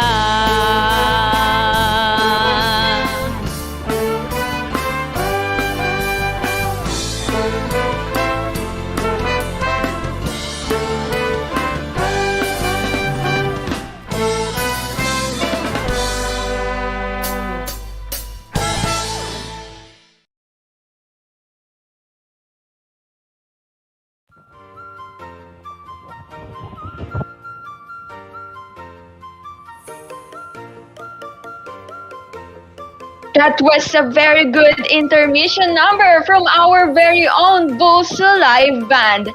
Sobrang talented talaga ng mga bulsuan, ano? Nung umulan ng talent, ako natutulog lang. Then sa kanila napunta lahat. Eme lang, thank you so much again, Bulso Live Band, for that wonderful performance. That is right, Jermaine. Napakagaling talaga nila at yung song choice nila talaga namang mapapaindak ka at napakagaling na mapapawaw ka talaga, Jermaine. Yes.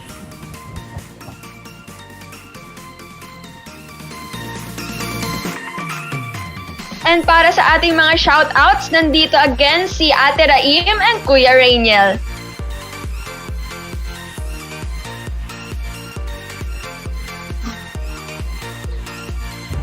Yes. Narinig mo ba yun? Sana naririnig mo yung mga nasa comment section. Charot. Oo nga, yung iingay nila actually. Oh, true, di ba?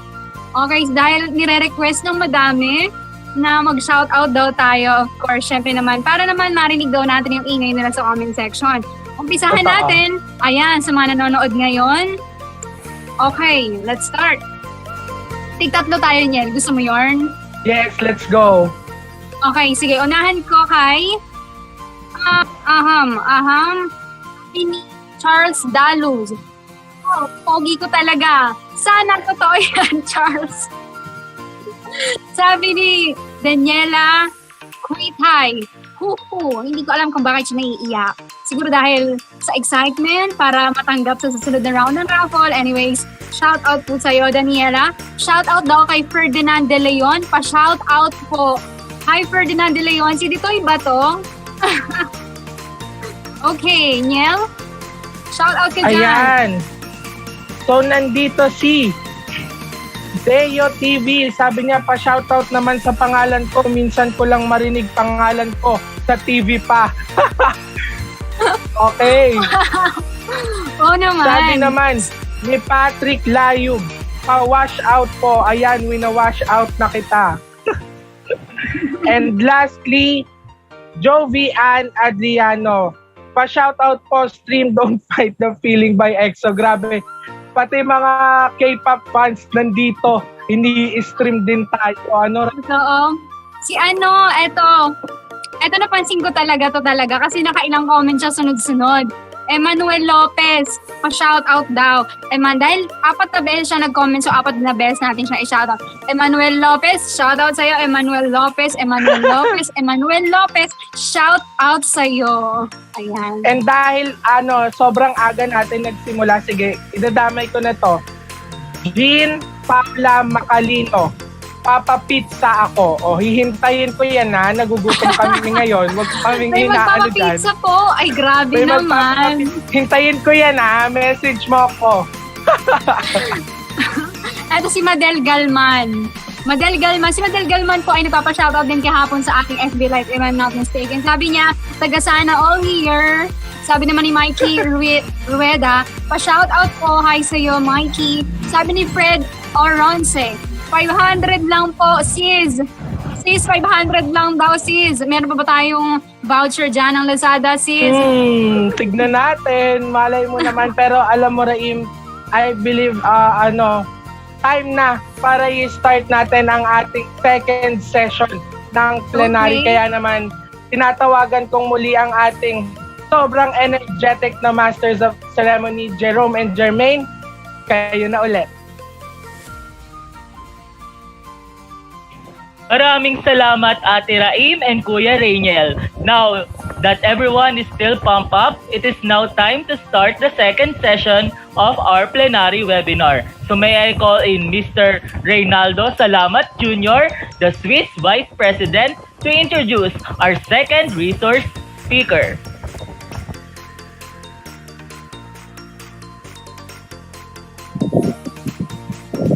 Thank you for that introduction of yours, Jerome. So we've finally come to the second session of our plenary talk for today. With that, let me grab this opportunity to introduce our second resource speaker. He is the current Agile Delivery Lead of Exceed Philippines. He is as well working in Accenture for 3 years as the Application Development Analyst. He is one of the former Android application developer at University and a former front-end developer and Android application developer at One Network e-commerce. A proud visionary who considers himself as an influencer who tends to bring out the best of people when he knows their capabilities. May I call in other than Vincent Xavier Lecter. Sir, good morning and welcome. The mic is yours. Hello, good morning everyone. So, naririnig ba ako ng maayos? Yes po, sir. Rinig naman po. Okay, that's good. And pasensya na kung mayroong mga background noise, right? Because that's like the reality of what we have right now in terms of yung mga ganitong home videos. But anyway, I'm trying to share my screen now. So how's everyone naman? I hope everyone's, having a great time. So I kind of happened to enter the room quite early, so napanood ko yung performance ng recent one, which is really, really good. Napaka-talented naman ng mga students here in Bulsu. And yeah, so also probably the students are really blessed to have you guys, SWITS, for organizing this event. I think your event is already running for about a week now, right? So kudos to everyone, to all organizers that's making this happen.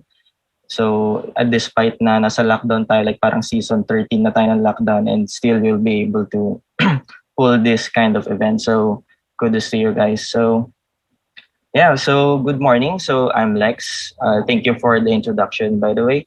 And today, so we're going to talk about Agile from a developer's perspective. So not just really from a developer's perspective, because I was told that we are going to incorporate what Agile is with game development. So yeah, I think I've seen some avatars here from Valorant. So I think this design is kind of familiar with you guys. So ayun. So hopefully today we're going to learn what Agile is and what's like the importance of Agile when it comes to game development.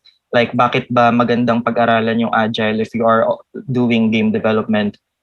Also going to show you like what is Agile, how is Agile being used in the industry, and I'm also going to show you some tips on how you could possibly use Agile in your classes, because I think everyone here are students, right? So Agile is not just to be performed by a corporate team.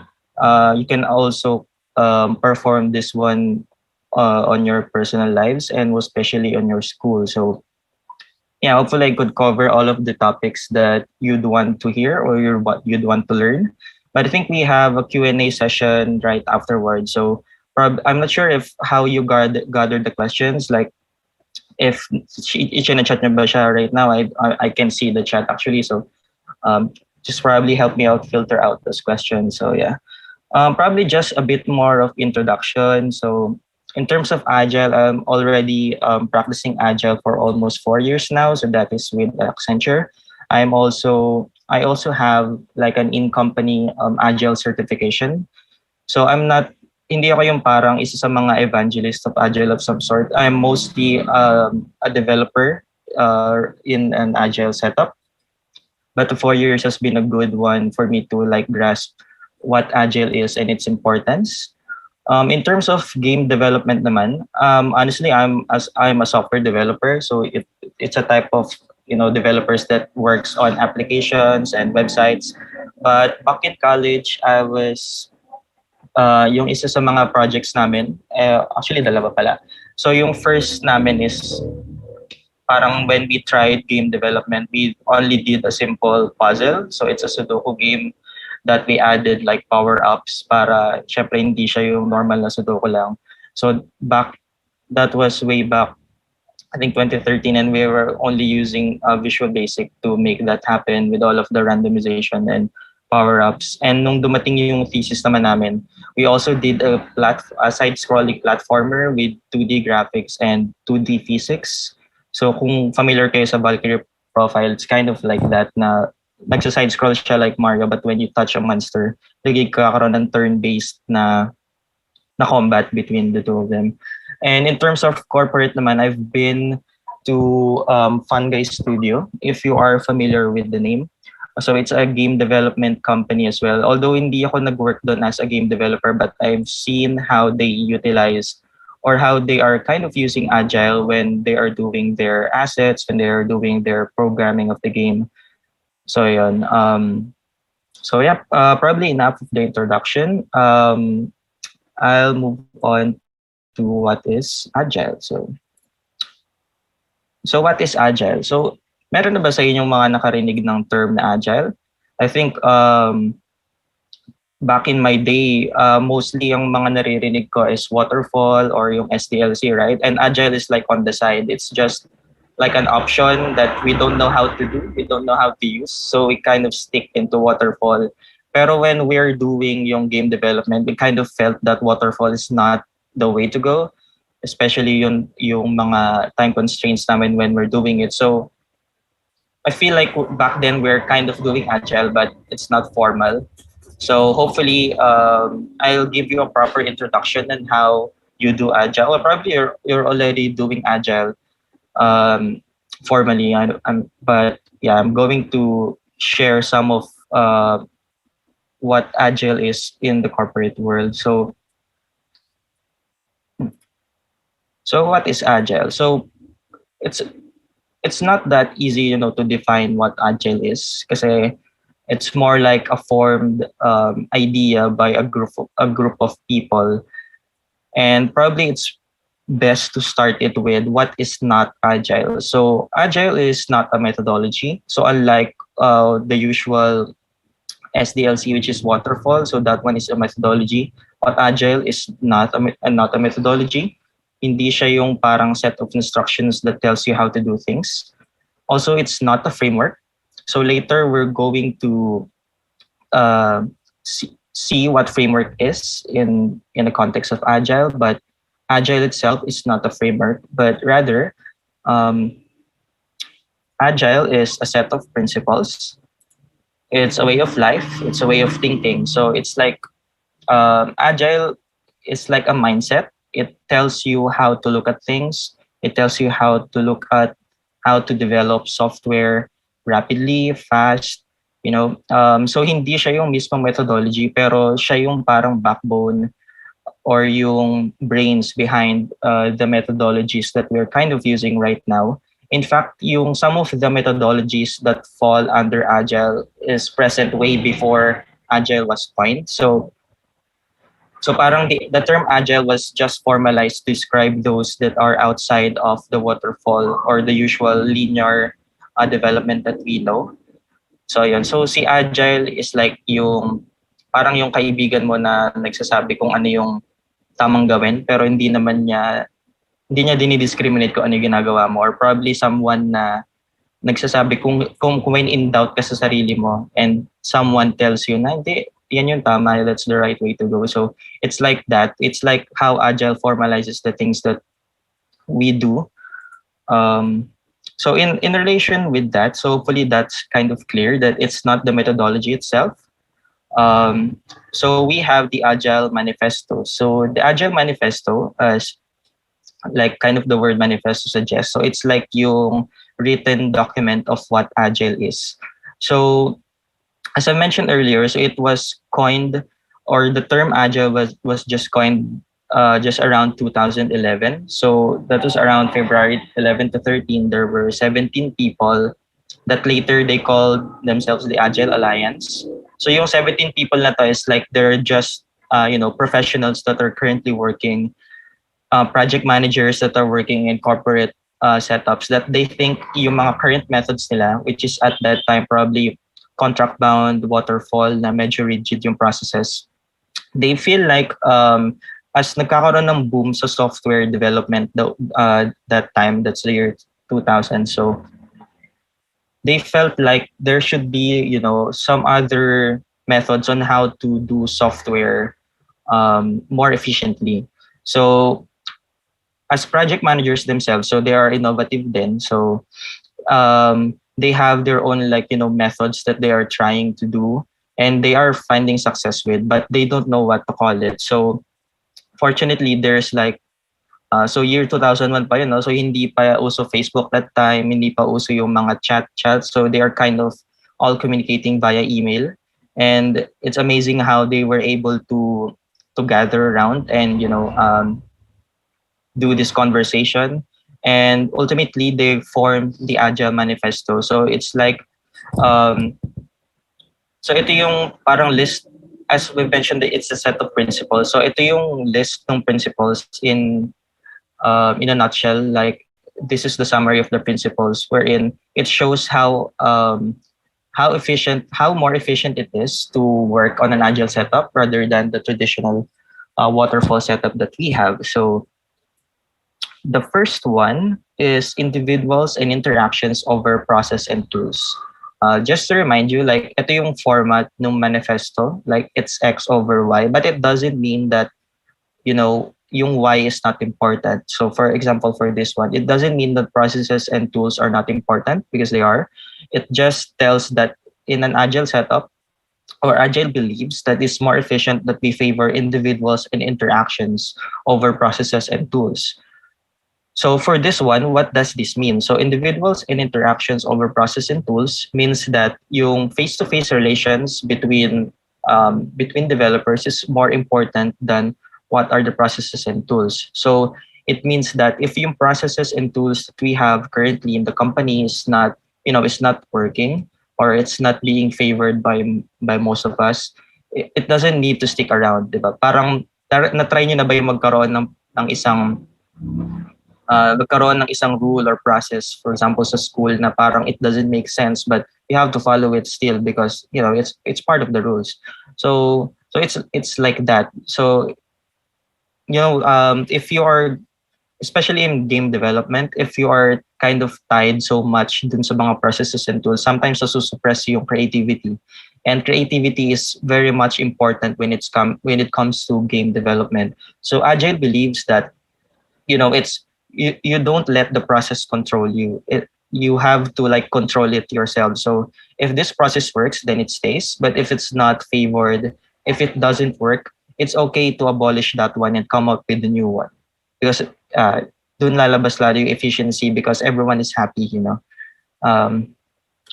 So next one is working software over comprehensive documentation. So again, it doesn't mean that documentation is not important. It's very important actually, especially if you are already working in a corporate situation wherein, some people are come and go, or even in school, right? So documentation is required when we are doing our software, which is good because it gives retention of the things that you've done, like ano ba yung thought process nyo when you're working with the game.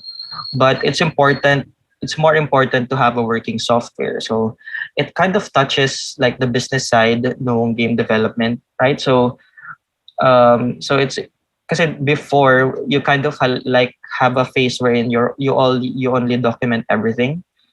So they kind of saw that the documentations won't give you profit, right? So it's important to have a working software immediately, as long as it's working, as long as it's the MVP.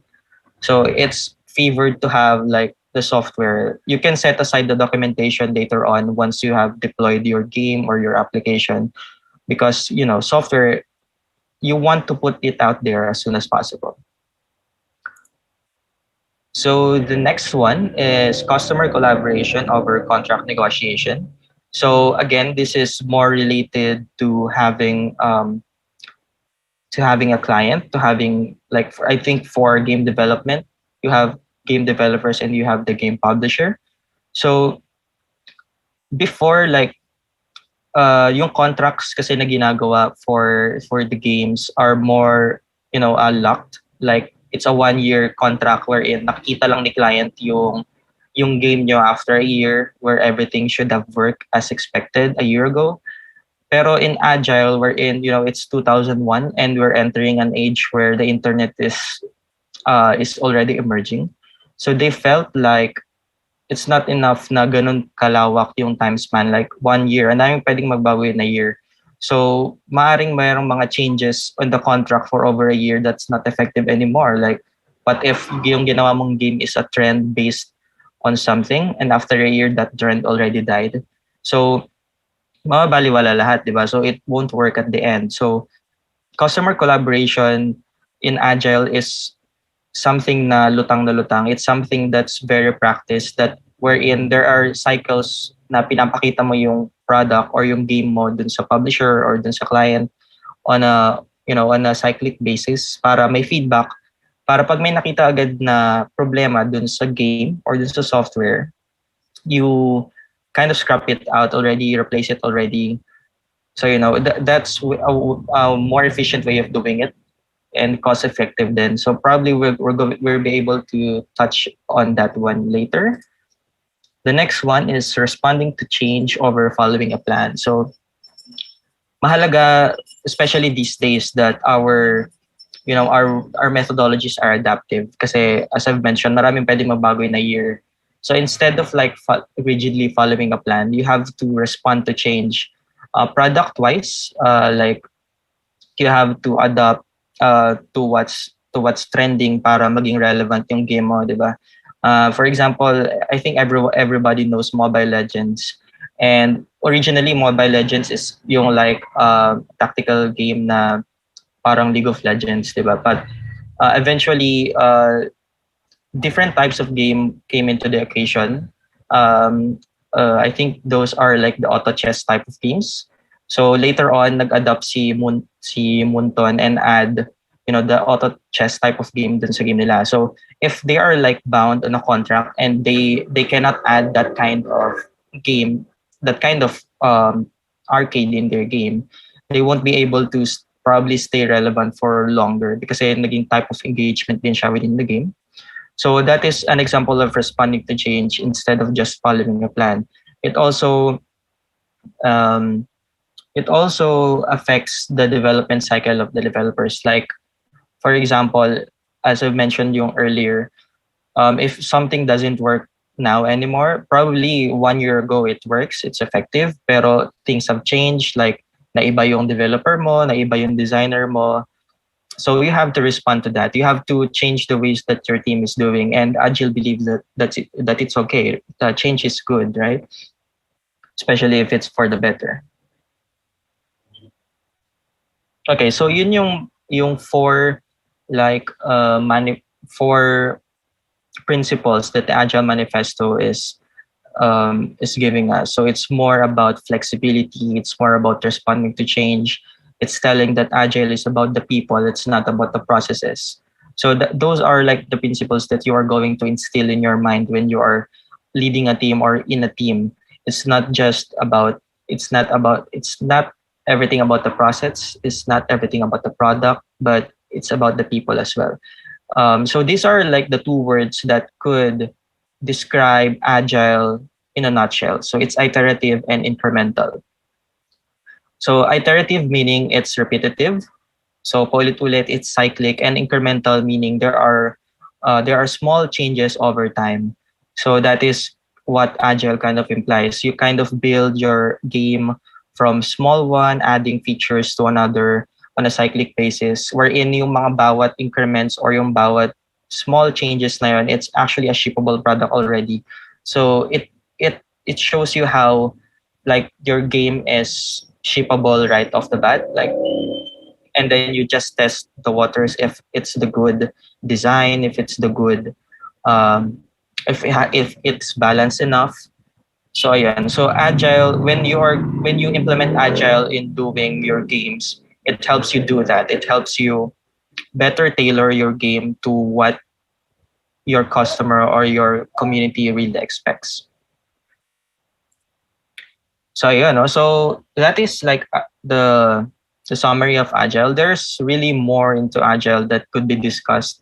I will be giving out the some sources probably later on where you could read about agile. But now we let's see, why is agile good for game development. So back in the college when we are doing it, I've mentioned that waterfall is kind of not really the methodology that we could use for game development. And I think yung the way that you do game is really agile. And I can think of like a modern day game. I can't think of anything that shouldn't be agile. So I think one good reason for us to study agile for game development is that because everyone is doing it. Practically everyone is doing it, and it gives them like the power to ship out games more rapidly. So if tayo bilang students pa lang, diba? So if we are going to enter a company and they're already using Agile, so at least we have this like introductory knowledge of what Agile is. And later I'll show you how you can practice it as a student. Okay, so why is Agile good for game development? So gaming is about keeping customers happy and engaged. So as game developer or students that are avid of game development, I'm actually want to assume that if not everyone, if not all of us here are gamers. So I do do gaming as well, especially no nag-pandemic. I'm parang mas nagkaroon ako ng time na mag-games. And we know, as part of the community, as part of the gaming community, we know like the volume of comments, games from the community, right? Ang daming reklamo, ang daming feedback from the players that they want to be put in the game. So good thing in Agile, feedback within Scrum is incorporated quickly. So the end result is actually what the user wants. So ang complicated na rin masyado ng games din ngayon that the companies need to put up like a marketing team that caters the community. So when you collect those feedbacks, it's like one of the best features of Agile. You always have like a feedback loop. So instead of shipping out the games standalone, you should have like a feedback system.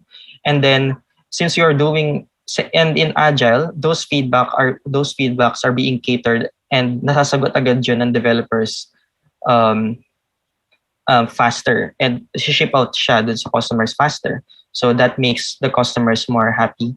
So that's why Agile is really good with game development, because it keeps the users engaged, it keeps the user involved. Like, di ba parang ang sarap sa feeling when hindi naman yung sarili mong feedback, but the feedback of the community appears on the game. Like, they want to nerf this type of character kasi sobrang OP niya.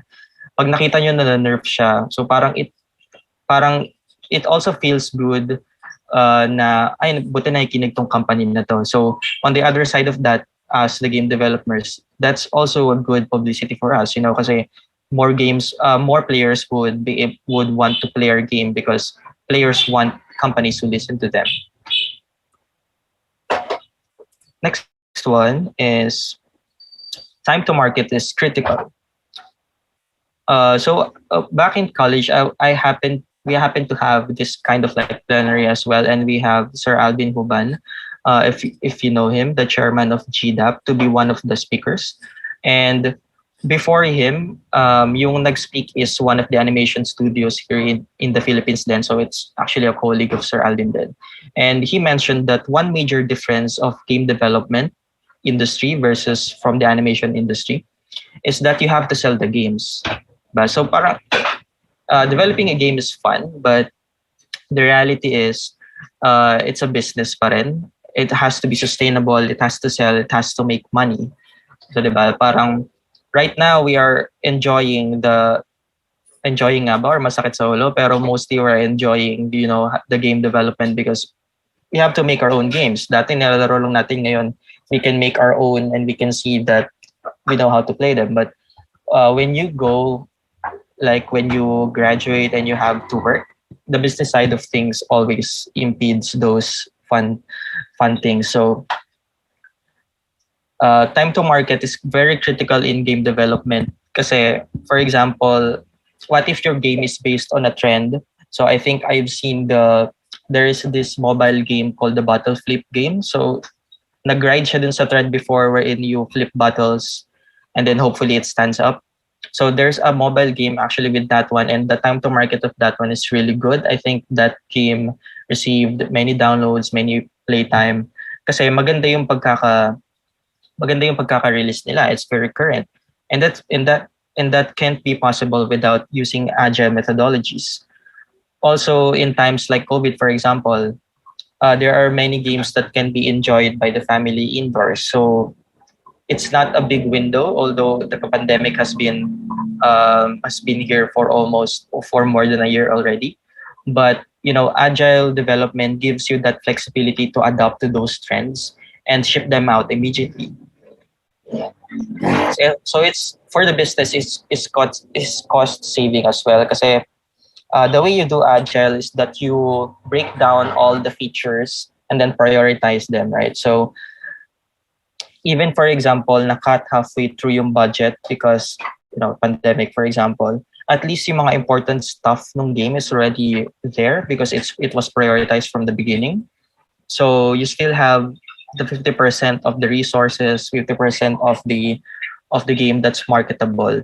And if ever naman na hindi marketable yung mga mawawala, at least they're usable. So it's time efficient and it's cost efficient. So that's how Agile helps game development in a positive way.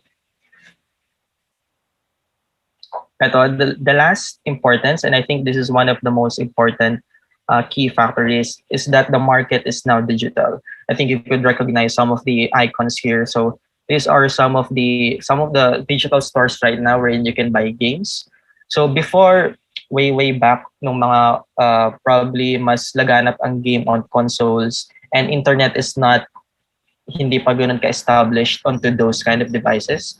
Games are sold as retail products, right? So they are in stores. You're going to buy it. You're going to buy the cartridge. You're going to buy the CD, and then that's it. That's the whole game of it. Walang DLC. Walang additional contents that will be patched along the way. So those are the times wherein waterfall pa yung ginagamit sa game development, and it works because hindi sila masyadong sumusunod sa trend. They kind of make their own story and then build upon that and build the franchise onto that story, which is good before. But right now, the market is digital. So the barrier to entry is lower. So the market is kind of saturated right now kasi ang daming tools na ngayon na pwedeng panggawa ng games so easily. Like ang daming engines ngayon na open sources, ang daming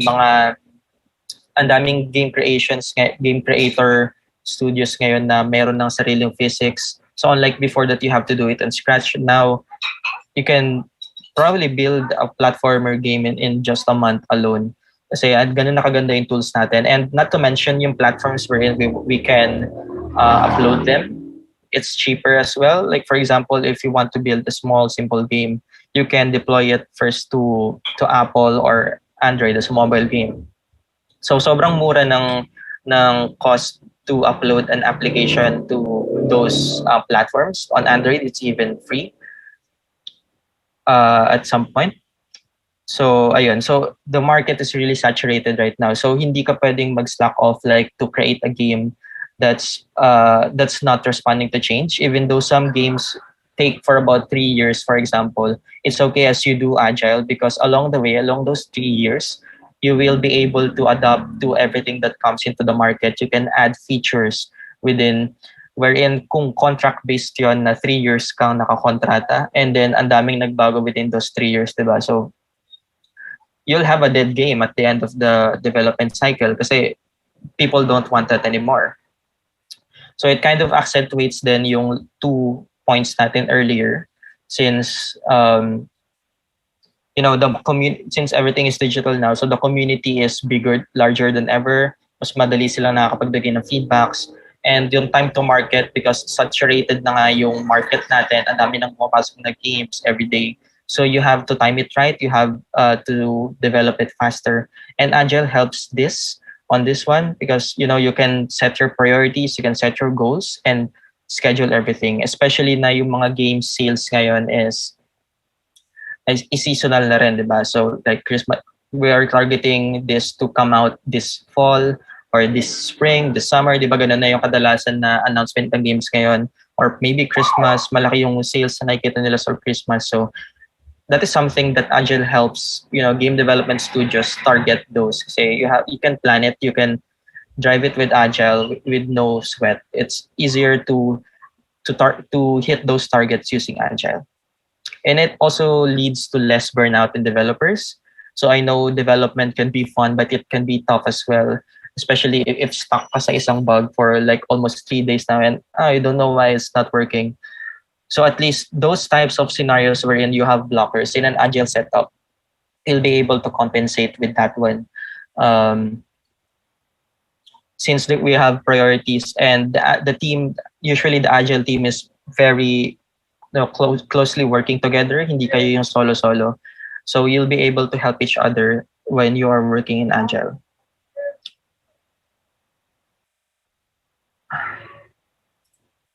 So yeah, and so one of the perks siguro ng game development, you'll be able to have fun, play your game while developing it. So there are lots of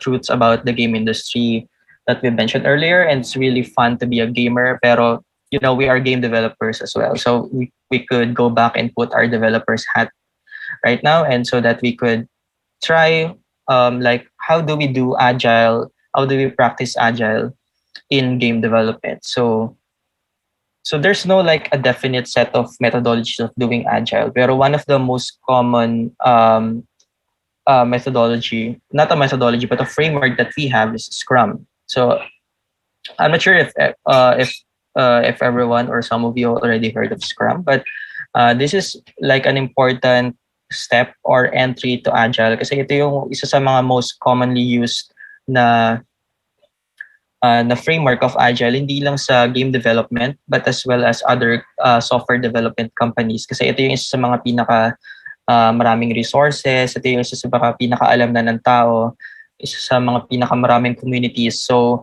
it's not that easy, it's not that difficult to start with it, but it's not that easy to master it as well. So if you guys may, I wanted to know probably in the chat kung gaano ba karami yung typical na number of people that you usually group with when you are doing some development projects. Since I'm not that very familiar on how things are, being done right now. So ayun lang.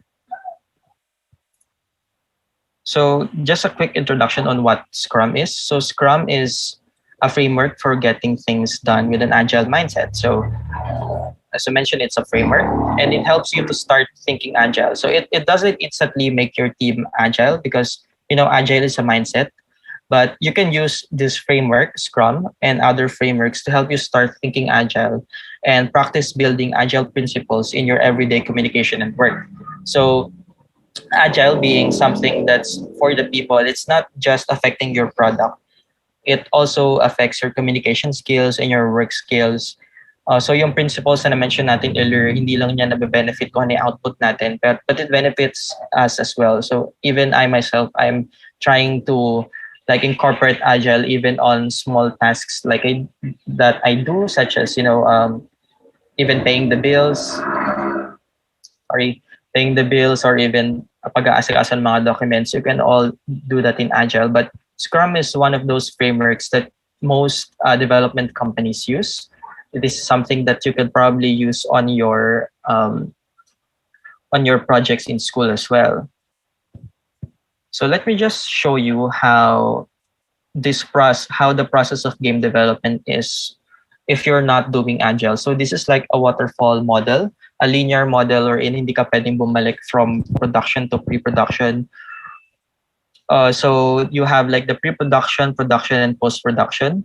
So pre-production, this is where sinusulat niyo yung lahat, yung storyboard, yung concept art, like ano ba yung gusto nyong theme ng game, ano ba yung gusto nyong art ng game. Gusto niyo ba 3D ba or 2D ba? Gusto niyo ba medyo realistic or it's like a cartoonist cel-shaded type of art? Ano yung story? Ano yung flow that you want to go? Do you want to start with the protagonist, being abducted by the aliens, or it's something that's an alien that goes onto Earth? So, and then you outline that one, and that is like the pre-production. And after everything was set, everything was already like, ito na yung go signal. This is the art that we're going for. This is the story that we're going for, and this is the outline. And then that is the time that we go to the production. That's on the green part. So this is where the assets are created. So yung mga animations nyo, yung characters, that is where it's created.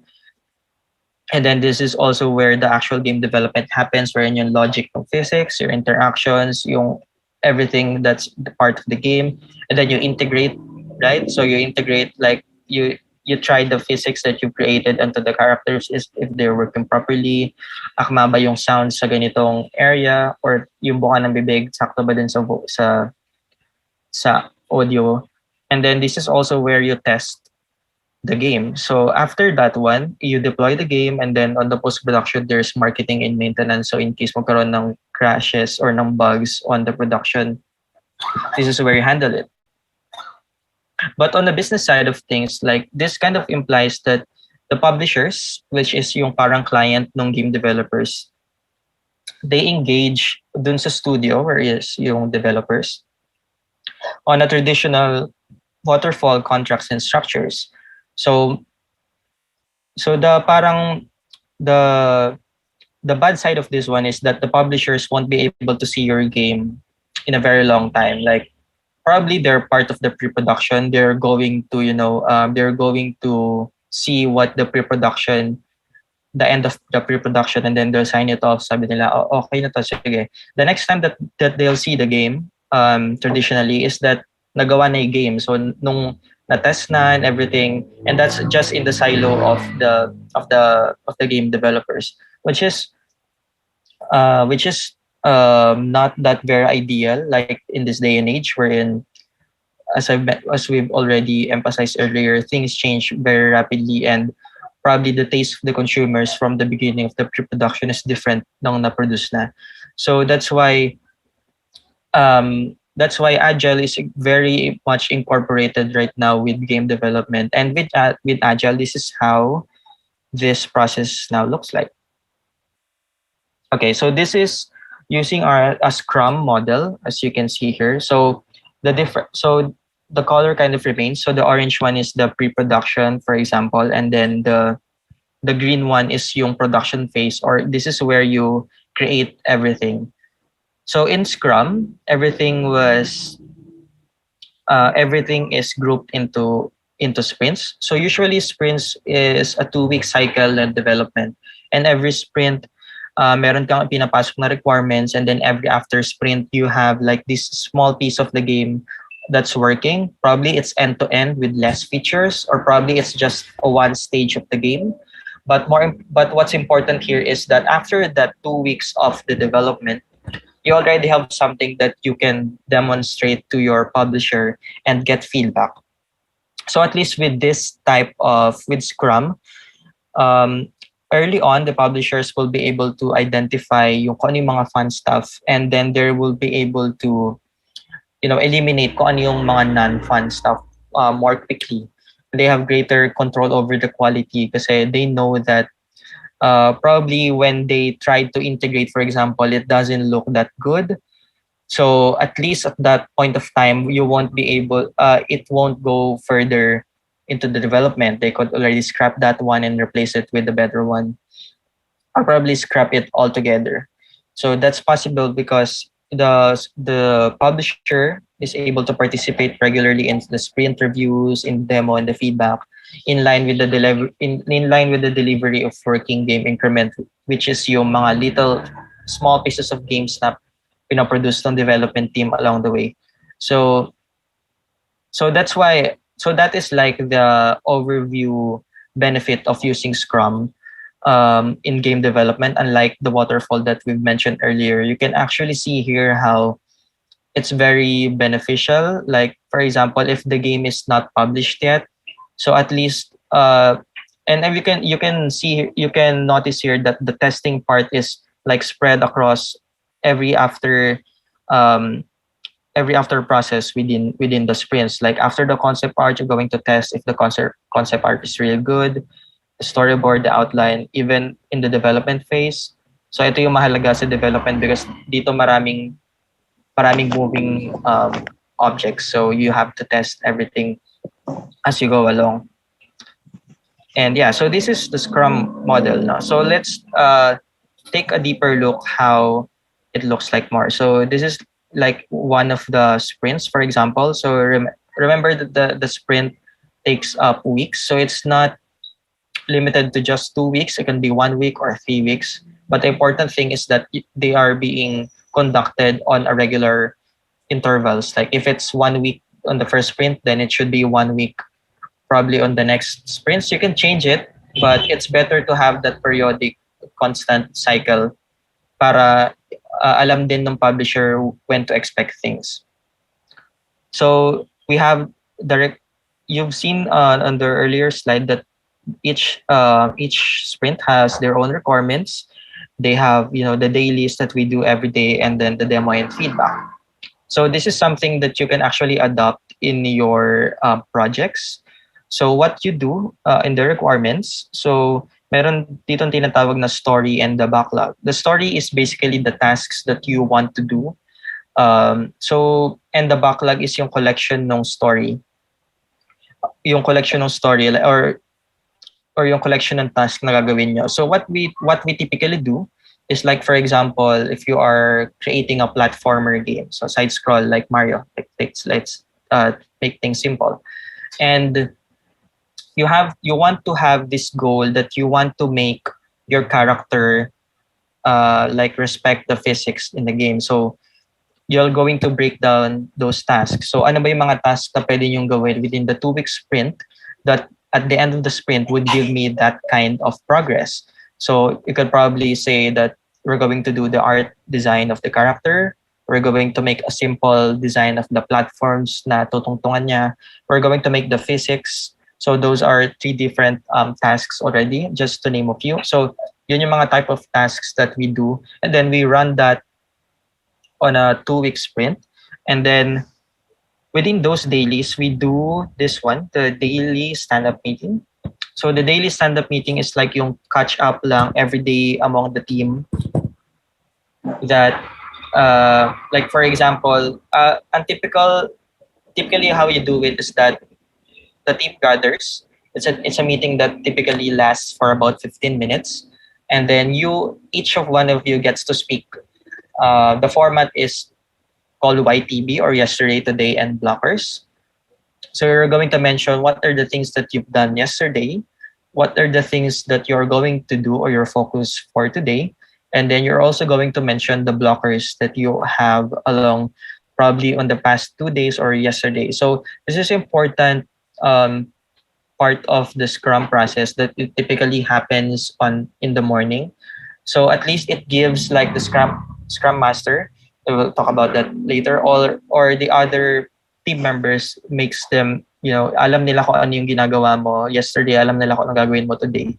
And if you have blockers or impediments or yung mga things na parang nahihirapan kang gawin, it's very open in Scrum that you help one another. Like probably you're really good at math, but there's this piece of the code na hindi ka masyadong familiar or hindi ka expert. It will be faster to have someone help you out on that one, because in reality, actually, in the business world, it's not really important how an individual perform really well. It's about ang gusto nila is makita agad yung product immediately. Gusto nila makita agad yung game. So in order for you to hit those goals, it's actually ideal to help one another. It's not big of a deal that only one person did it. It's always a total team effort when it comes to Scrum. So after those those every day. So you do the daily stand-up meeting every morning, you do development work, your design work every day. At the end of those 2-week sprint is where the demo and feedback happens. So I've mentioned here earlier wherein you're going to present everything that has happened in the sprint. So yung mga goals na sinet nyo, na-reach ba? Like, nagawa ba yung character? Tama ba, nakikita ba na nag-a-adhere siya dun sa physics? Tumalanding siya sa platform? Okay lang yung gravity pag tumalon? So that is something that you're going to present to, and we really hope so that it works, right? So like the product of it is that in the game development is that you're going to demonstrate those features that you created in those 2 weeks.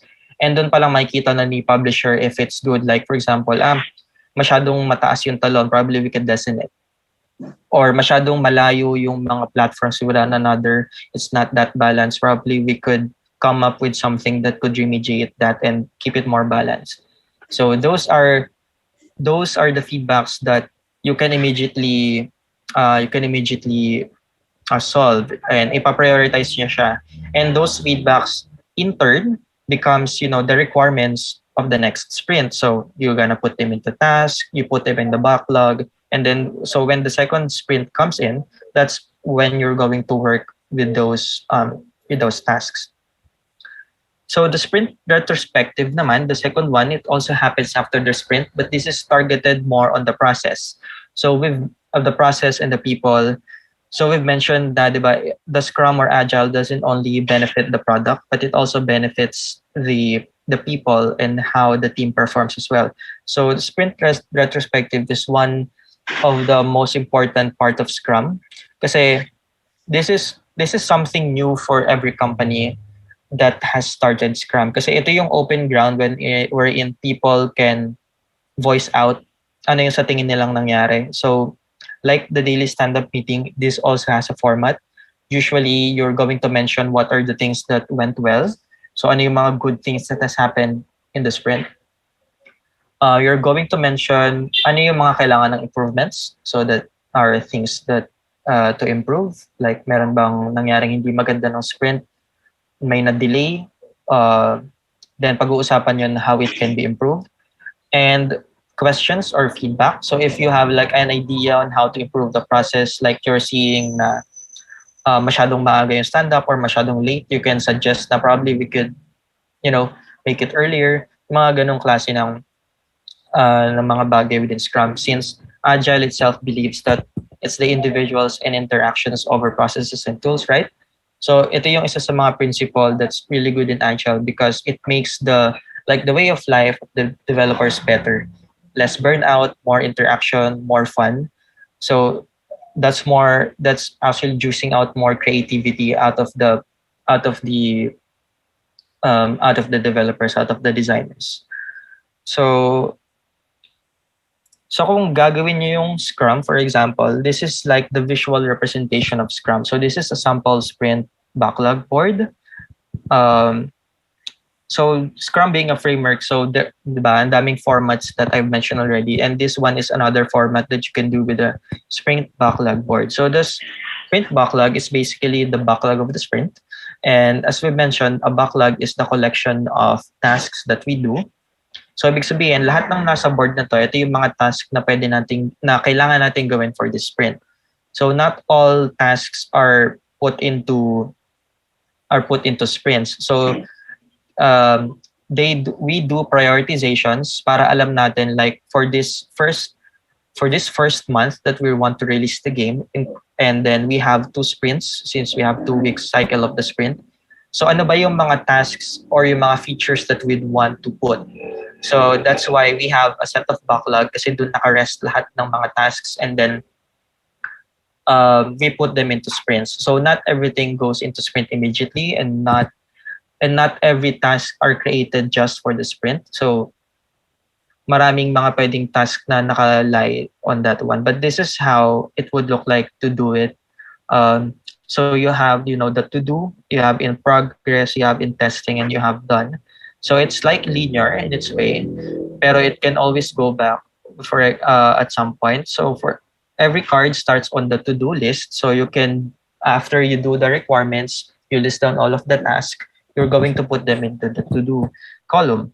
And then if one developer or one designer decides to do, like for example, I am the designer, for example, and nakita ko na there's a task to create the design of the character and I think I can do it, then I'm going to pick it up and then put it in progress under my name. So at least everyone knows, everyone that looks at the board knows who's working on what and what are the statuses of those tasks. So once in progress na siya and once all is done, it goes into testing. Sometimes kapag may nakitang bug dun sa ginawa mo, it gets back into the in progress board immediately, and then yung respective developer or designer will work on that immediately. So yeah, so that's like the magic of Agile. That's how rapid things needs to be addressed. And yung mga pag-address or yung pag-revise ng mga changes na yun is within the week as well. Within the sprint as well, because since it's like a promise, deliverable or feedback after the sprint. Pero since Agile is flexible enough, if there is like an enough reason why this can't be done within the 2 weeks cycle of the sprint, it can be carried over to the next one as long as it's being communicated well to the publisher, which is an avenue that you have because in an Agile setup, you are working collaboratively with the publisher or with the client. So yeah, I think we've mentioned that earlier already. So how the feedback loop goes. So yeah, so that's one of the beauty of Scrum and Agile. It works out, you fail fast so that you can work on those failures faster.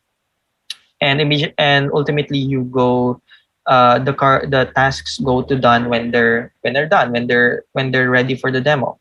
And this is also where the integration happens, and then another set of testing happens after that integration. So this picture is actually an example of what a board looks like. So this is pretty old school. Masyadong, sorry, lobat yung laptop. Like it's an old school type of doing Scrum, right? So it goes to show you that even though marami na tayong tools ngayon that I'll mention later on doing Agile, you can do Agile even just by using sticky notes. So it doesn't need to be like the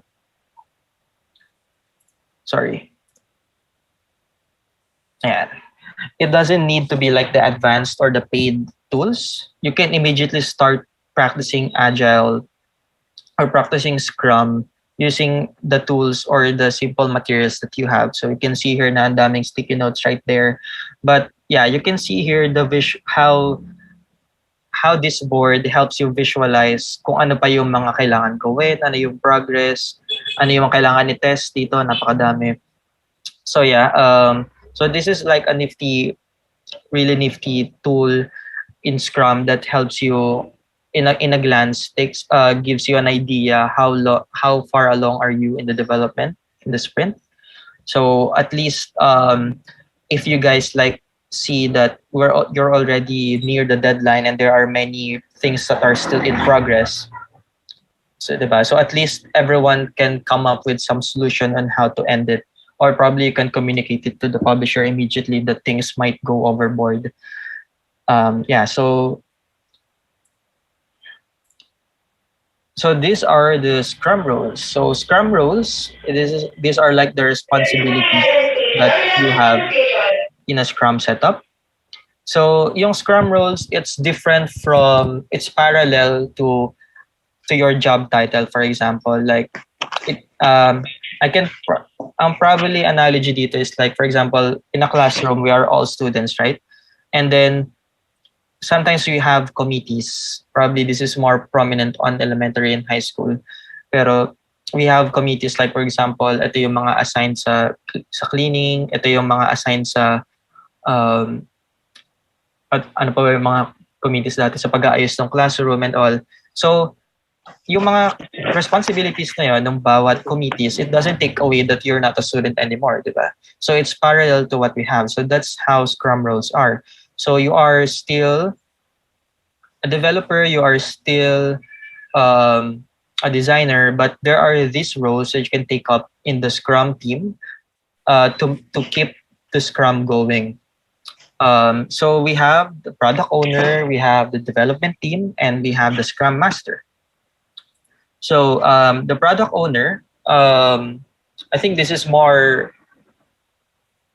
This could be more relative to how it's being used in the corporate world. So the product owner usually is looking into the business side of things. You know, siya yung titingin sa mga feedback ng community. Siya yung may vision for the value that they deliver. Like for example, he's the one who's more closely related working with the customers or with the players. And then with those feedback, the product owner is the one who's going to do the tasks, kung ano pa yung mga kailangan gawin, kung ano yung mga kailangan i-prioritize. So siya yung madalas na nagmamanage ng backlog. So that means we've mentioned that not all tasks go into the sprint, right? So si product owner yung kadalas na nagdi-dictate kung ano yung mga tasks na kailangan i-prioritize and kailangan na mapunta sa sprint. So that is like the basic understanding of what a product owner is. So if you are passionate about the customer, mahilig ka makipag-interact dun sa players, you really want to analyze what's happening on the other side of the game development, and you have and respect and trust ng business for your decision making, magaling ka mag-decide, then probably being a product owner is your calling in the Scrum team. Doesn't have to be rigid, but that is like the trait that a product owner usually has. So the development team, so this one is what we are, guys, right now. So as students, we all learn how to design a game. We all learn how to code the game. So yung development team consists yung mga taong gumagawa ng game mismo, yung mga gumagawa ng art, gumagawa ng design, gumagawa ng codes. So everything that is part of the development team. So yeah, I think this doesn't need more explanation. Pero every role, even if you're a developer, you need to understand or instill agile principles. Kasi if it's only the management team, usually because yung product owner and Scrum Master, it's like the managerial part of the Scrum. If sila lang yung nakakaintindi of what are the benefits of Agile, how Agile works, it would actually make you hate, not really hate, but be reluctant of doing Agile. Kasi it's kind of micromanaging of some sort if you don't know the significance of it. Pero yun, but definitely development team is probably the most important part of the Scrum team because they're the one who creates the product, who delivers the product. And lastly, the Scrum Master. So this one is, as the name suggests, it's kind of probably the more niche part of the Scrum rules because it has Scrum in the name. Yeah. So Scrum Master is the role that glues the team together. It's like the facilitator, the servant leader, and has a supportive style of leadership. So hindi ito yung mga tipo ng project managers that kind of manages the team on a level that siya yung nagtatanggal ng tao or nagdagdag ng tao. It's more of he or she is the one who knows Scrum the best. So parang, like for example, if you are in a group of 5 or 4, and then you feel like you're the one who wants to learn Agile the most, Scrum Master might be the role that you can take up. So ito yung nag-ensure na everything is transparent. Yung mga principles ng Agile na dapat nasusunod. Like if someone wants to voice it out, then the Scrum Master will encourage that probably developer to voice it out in a team retrospective. In turn, also a development team would know na Scrum Master is an open, safe space. You can tell things to the Scrum Master. Dapat maganda yung temper ng Scrum Master kasi you facilitate the whole thing. You facilitate how Scrum works. Kadalasan nag-work siya with product owner to help him with the prioritization, or rather doing the Agile side of the prioritization, right? So siya yung nag-aayos ng board, siya yung naglo-launch ng sprint. Siya yung nagme-make sure na the daily stand-ups are working. Siya yung nagme-make sure that the processes are still working for the team, like the time slots, masyado ba maraming meeting and all. Scrum Master yung kadalasan na nagsasabuhay ng mga feedback na nakukuha naman natin sa sprint retrospective, wherein si product owner on the other hand, yung mga nakukuha niyang feedback sa demo. So yeah, so probably if you help teams work effectively together, you want to change the world using Scrum and Agile, and you are people-centric, and you like coaching, teaching, and facilitating, Scrum Master role is probably the best one for you in the Scrum roles. So yeah, that's true both for the corporate world and probably as well in the even on students, like in a small group. If you are like the leader of the group, then probably being a Scrum Master is good for you. And sa ganyang kalit na scale naman, you don't need to be like the Scrum Master all the time. Probably you have the leadership skills, but you have the good technical skills as well. Pwedeng mag-rotate yung Scrum Master. So it's part of the like one of the feature of Scrum that it's that flexible. You can interchange what Scrum Master is performing this kind of ceremony, but that is something more in depth. But basically, these are the three main roles that Scrum has. So again, this is like just an overview of the key terms that we have already. I think because I've mentioned some that you might not know. So Scrum roles, so you already know this one. Ito yung kakadiscuss lang natin. Scrum roles are the people and the responsibilities that they do inside of Scrum. Scrum artifacts is the objects and yung visuals. Ito yung mga tangibles na nakikita natin, like the story, the backlog, and the sprint backlog. This may be the things that starts the sprint, or probably ito yung mga products din naman ng rituals. So Scrum rituals or ceremonies, on the other hand, are the meetings or the huddles that you do within the 2-week sprint. So hindi lang siya like yung dailies that you always develop. The daily stand-up meeting that we mentioned earlier, the 15-minute meeting, is part of the Scrum rituals. But there are other rituals as well. Like I've mentioned earlier, the product owner prioritizes things. So that's a ritual. And then when people or the whole development team and the product owner and the Scrum Master huddles together to create tasks, like determine, ito yung goal natin. Sige, ano yung mga tasks na gusto natin gawin? Or what are the smaller pieces of work that we need to do in order to deliver this?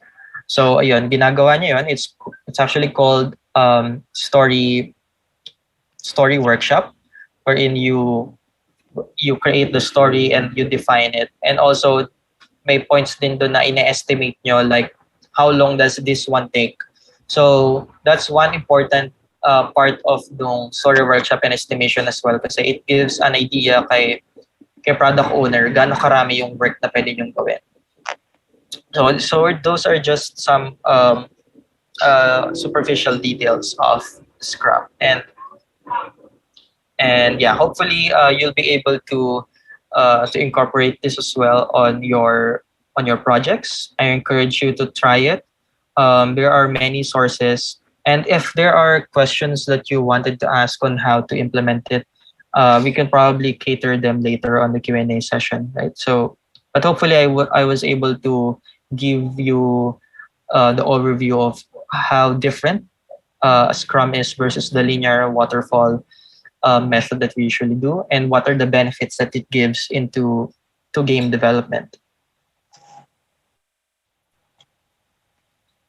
So Agile is now and beyond. So Agile is very current. Agile as well as the framework such as Scrum is very current. And these days, napaka-established niya na, probably unlike 5 years ago. Ngayon, ang dami ng project management tools that include Agile and other frameworks. Meron na ring certifications that is given to individuals who wants to dive deeper into Agile. As I mentioned earlier, for example, I am a certified Agile professional. So that is like the minimum certificate that you could have if you are part of an Agile team, and any role that you are, like if you're a product owner, if you are part of the development team, or if you're a Scrum Master, always start with that kind of certification. maraming tools, maraming pwede. Actually, the Scrum or the Agile now also has their own dedicated jobs. This is more for Agile transformation, wherein if one company wants to, wants to go Agile from the traditional, so meron na rin siyang trabaho ngayon. So it's a really good time, to learn Agile, because one, you will be able to use it in most, probably if not all, companies that you'll be working in, kasi ang dami ng companies ngayon that's reaching out to Agile transformation companies to make their processes agile. So actually I've read some articles about how Agile affects game development companies positively and negatively, and I found out that most of the companies were in medyo negative yung naging dating ng Agile is because people doesn't embrace Agile, or people doesn't have like the proper training, or doesn't know Agile at all. So if you have those like kind of misconceptions, Agile won't really work out for the better. But once you kind of embrace the principle side of it, see how it works, it's really like a better way of doing things, because it also provides the need that the customers need right now, or demands right now. So it's a really good time to learn Agile, and it's easier now as well because there are many documentations in sites like Scrum.org or probably Atlassian. I could give the chat probably later, or the links on the chat later of these resources. But ito yung mga places where you could start. Like if merong mga hindi clear dun sa mga nabanggit ko earlier on how to do it, you can read more about it on those sites. So it's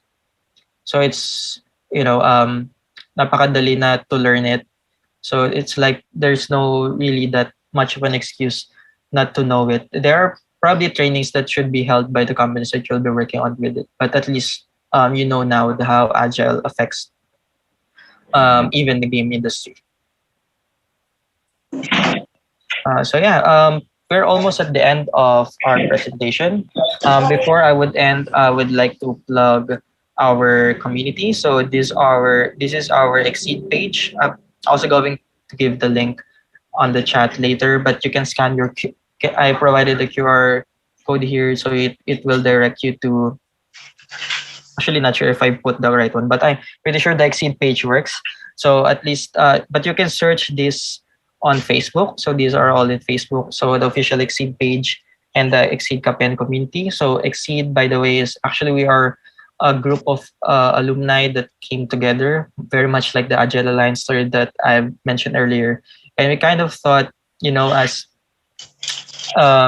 from students turning into like early or young professionals, ang dami naming na-realize na mga bagay na hindi natuturo sa school. Like, don't get me wrong, like everything that we learn in school, magagamit natin yan, lalo na yung technical skills, but when the business side hits you, it's really different. So it may be like overwhelming if I've mentioned some business perspective earlier, but that is one of the goal of Exceed, is to give back to the community, tell stories of what it's like being in an industry. Kasi nung kami ng mga students pa lang kami, we don't really have that much of like visibility on how it actually looks like in the quote unquote real world. So the Exceed, you can see. So please like and follow our page, so you can see more like seminars that we'll be holding in the future. And also you can join our Capean community group. So it's like just a fun group. You can see memes there. You can discuss stuff. You can ask questions. And I think we have more than 2K members right now. So yeah, you're gonna meet a lot of people right there. So this actually leads me at the end of my slide. So thank you everyone for listening in. But yeah, I think the key takeaways for the whole session that I've just mentioned earlier is that Agile is a set of principles. It's a way of life that we follow to deliver our products fast, incrementally, and iteratively. And one way of practicing and applying it is through a framework such as Scrum. So there are other frameworks as well. You may learn that probably later down the road. But Scrum is like one of the best entry points where you can learn Agile as a whole. So games nowadays are in need to have fast speed to market because of everything being digital, and communities are bigger than ever. And there are many feedback that we need to, go over with. And that is where Agile shines. That's why it is good. Agile is really good pair for game development. So practice Agile through Scrum. Remember that you don't have to have the most advanced tools. You can start with sticky notes on a wall like yung pinakita ko kanina. Just be consistent on doing the sprints, break down your goal into smaller tasks, and in no time you'll be able to adapt to Agile. So there are already a ton of tools, however, that you can use and a whole professional governing body surrounding Agile. So it's a really good time to learn and practice Agile.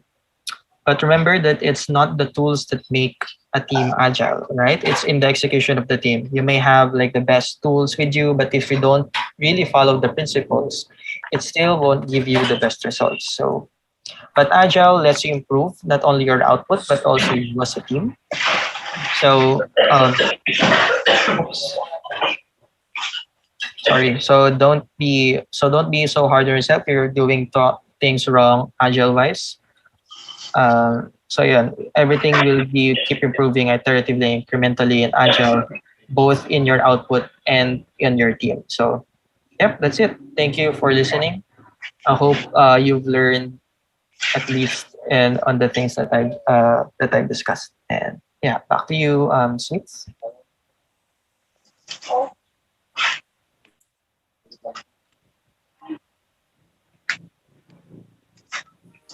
Ayan, thank you, Sir.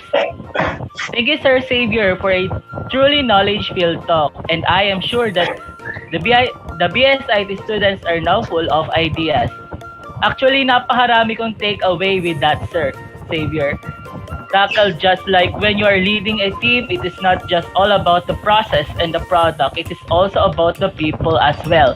And nowadays, tama si Sir, wherein he says that gaming is about keeping customers happy and engaged. So, sobrang laki ng volume of people that are inclined sa game and esports. Madalas, nagkakaroon ng problema, but doon papasok yung Agile, as it helps to get the feedback from the community and the people for you to possibly improve the game you develop. So, yun. Ako man, isa sa natutunan ko is Agile is very good in game development as it proves that gaming is about keeping customer happy and engaged. Kaya sobrang ganda nitong matutunan. Thank you for introducing Agile and Scrum to us, our savior, Sir Xavier. Now, the floor is now open sa mga questions nyo, mga ka-sweets. Lapag nyo lang yan sa ating chat box and comment section. Let me remind you rin na we have the evaluation form for you to have your e-certificate. And take note kung sino lang po ang nag-fill up ng form ang magkakaroon nito. At 10 minutes lang po namin siyang bubuksan. So please answer it now. Thank you! So while we are waiting for your questions, we would like to thank the following: College of Information and Communications Technology, Office of the Student Organization, Bulacan Information Technology Educator Society, or BITE. Our Dean, Dr. Keynote is the founding president of BITE. Bulso Advertising Guild, Creativity Unbound, Bulso TV, premier student-led media organization of Bulacan State University. Cursor Publication, empower youth through journalism. We would also like to thank the following for our 10th ID Congress: Department of Information and Communications Technology, DICT, since 2016. MSI Gaming, Tech Meets Aesthetic. Accenture Philippines, harness the power of technology and build a better world. We would also like to acknowledge those schools that are here with us today. Holy Angels University, University of Assumption, La Consolacion University Philippines, Cavite State University, and STI College of Bacoor.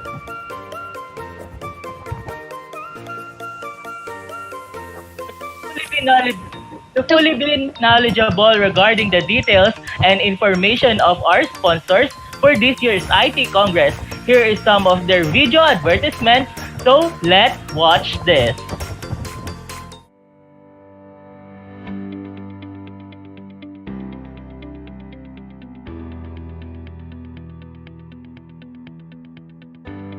Everyone is connected.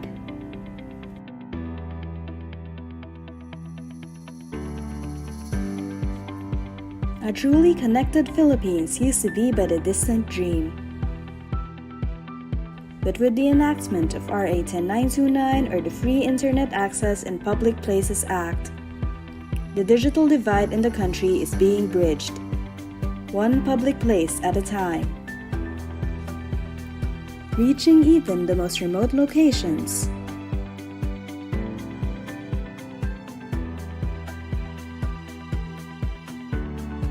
It has really helped me to bridge the gap with my needs, especially on my studies.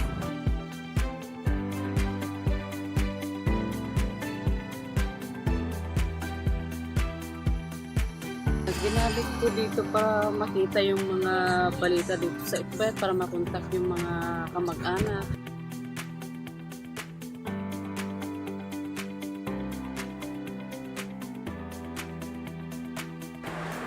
Nakakatulong sa pasyente kasi lalo na kung namimiss nilang pamilya nila, nakakausap nila through internet. Kahit malayo, at least may communication sila.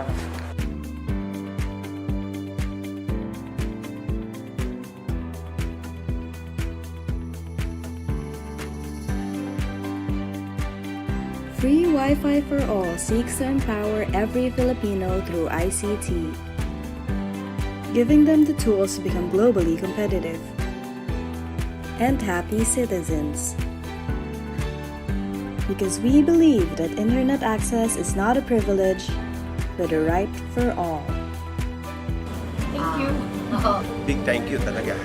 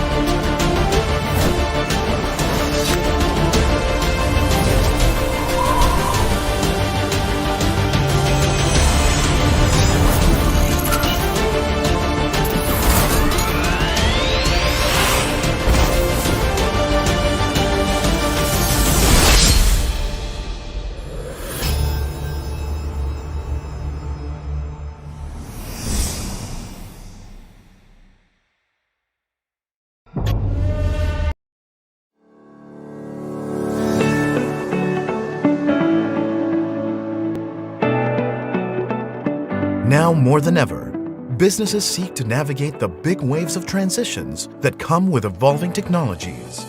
We are Accenture Advanced Technology Centers in the Philippines, and we're here to help you achieve your business metamorphosis. We're made up of technology and industry experts who are passionate about driving innovation and transformation for our clients. We foster deep partnerships and co-develop solutions with premier platforms to push the boundaries of technology as a market leader. We customize software for strategy, engineering, and operations to help clients move flexibly with the times. And we harness cloud capabilities to accelerate adoption and migration so businesses can go from vision to outcome. On top of everything, we also combine emerging, connected, and smart technologies to digitally transform the industry and support clients in building their cyber resilience and business confidence. For over 30 years, we have been co-creating with our clients the tools and assets they need to achieve their business goals. By combining our capabilities with expertise in various industries and geographies, we provide market-relevant innovations that lead to differentiation. Wherever we may be, we are more together now in building a future of shared success, investing in new skills, and empowering our people to be the drivers of positive change in their communities. We are Advanced Technology Centers in the Philippines, your partner in powering digital transformation at speed and scale. Now, more than ever.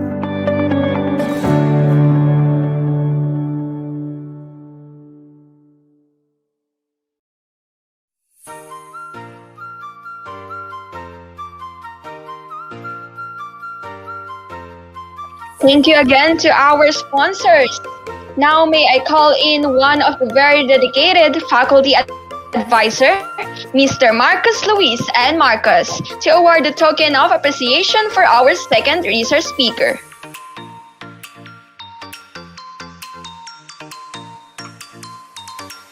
Good morning.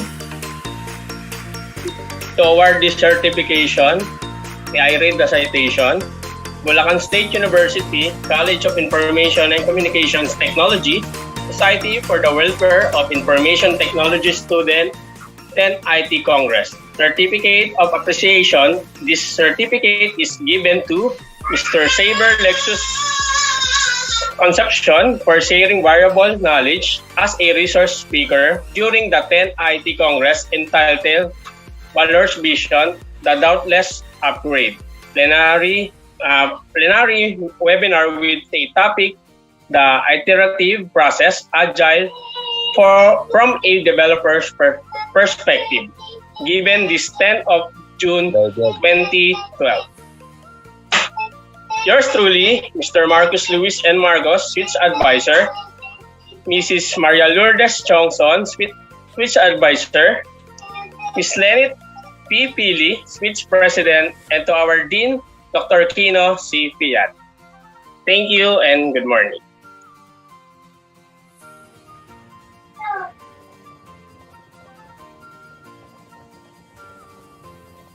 Ayan, before we end this program, we want you to end it with a smile on your face. So let us have the second part and the last part of our raffle draw for this event. Grabe, sino naman kaya ang mananalo ng 1D ICT merch bundle and vouchers? So now may I call in once again our raffle masters, Kuya Rainiel and Ate Raim. Pasok! Hi everyone! Hi, kamusta naman ang ating panonood ng ating live? Okay, para naman sa ating second raffle draw. Miguel, pakisabi ulit ang ating instructions. Okay. So, ang first instruction natin ay, of Okay course, yes, ayan. Ay, wait. Before we proceed sa ating raffle draw, gusto ko pong inform. Oh, yes.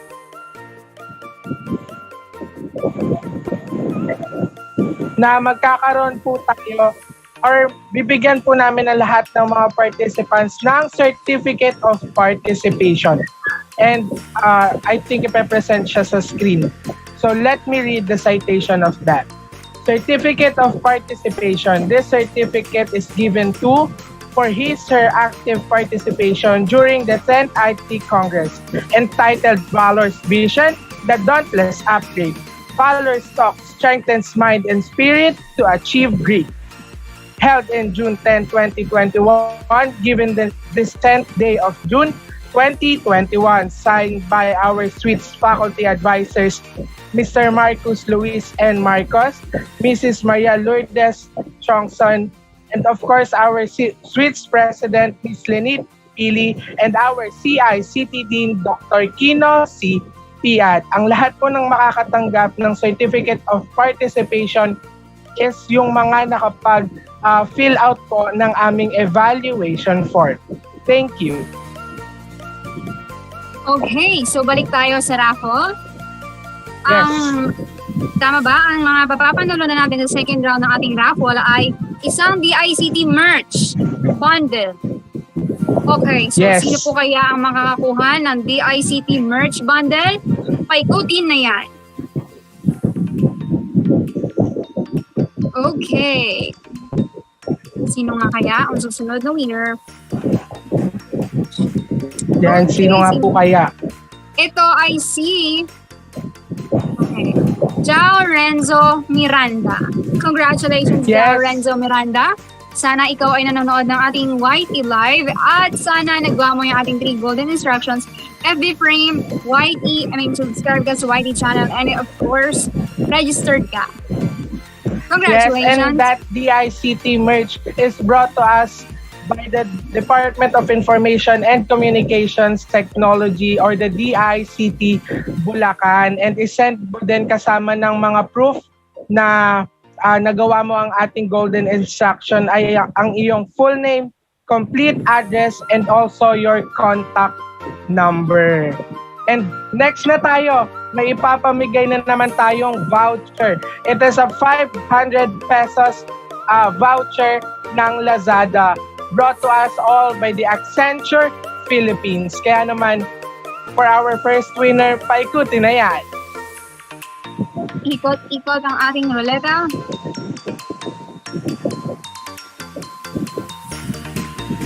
Okay, ang makakatanggap naman. Susunod na winner ay si... Sino kaya siya? Junior Christian Taripe. Hala, congrats! Congratulations! Yes, PM na po si pakisend na lang Glenn. po. Angel ko lang. Yes. Your details. Pakisend na lang po yung Another proof one? nyo and pati yung mga information nyo sa amin pong treasurer na si Glenn Polanco. And tama ka dyan, Raim, another one. Okay, sige. Another one pa. Paikutin muli ang ating ruleta. Again, gusto namin pasalamatan ang ating lahat ng mga viewers. Of course, from different schools din na nakasama natin today. Thank you so much po. Yes, habang umiikot ang ruleta, I would like to shout out po si Tam Tam. Ryan. Kilala mo ba si Tam Tam? Ryan Pacifico. Congratulations, Ryan Pacifico. Congrats po! Pakisend na lang po yung info nyo sa amin pong treasurer na si Glenn Polanco. Yes. And nandito na tayo sa last na ipaparaffle natin for today. Alam mo ba kung ano yan? Yes. Hindi nakuha naman nakaraang araw, right? Yes, tama ka dyan. Ang daming hindi nakakakuha nito. Kaya guys, please make sure na nagawa ninyo lahat ng golden instruction natin para makakuha kayo ng ating MSI loot box brought to us all by the Microstar International or MSI. Kaya naman, sana talaga may makakuha na nito ngayong araw. Kaya naman, sabi nga ng iba nating viewers, loot box cutie! Gusto talaga nilang makuha yung loot box. Sana lang is nagawa nila ang golden instructions natin. Hala! Ang nagwagi ng loot box cutie ay walang iba kundi si Kenneth Andrel Canilaw. Kenneth Andrel Canilaw, yes. Congratulations sa iyo. At kapag ka po hindi na-comply muli ni Kenneth ang ating tatlong golden instruction, ang ating MSI loot box ay mapupunta para bukas. Bukas. So I guess, bukas ulit. Yeah. Yes, congratulations po sa lahat ng nanalo, and again, paki-comply po ang ating mga requirements, yung proof, pati po yung mga details nyo, and isend nyo yan sa amin pong treasurer na si Glenn Polanco. And bago natin tapusin ang raffle draw na to, we would like to thank the following. Also, College of Information and Communications Technology, PULSU Office of the Student Organization, Bulacan Information Technology Educator Society, headed by our very own CICT Dean, Dr. Kino Pian. Pulsu Advertising Guild, Creativity Unbound. Pulsu TV, premier student-led media organization of Bulacan State University.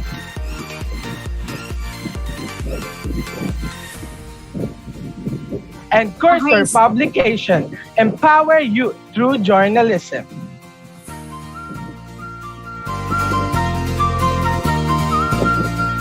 Okay, so what's next?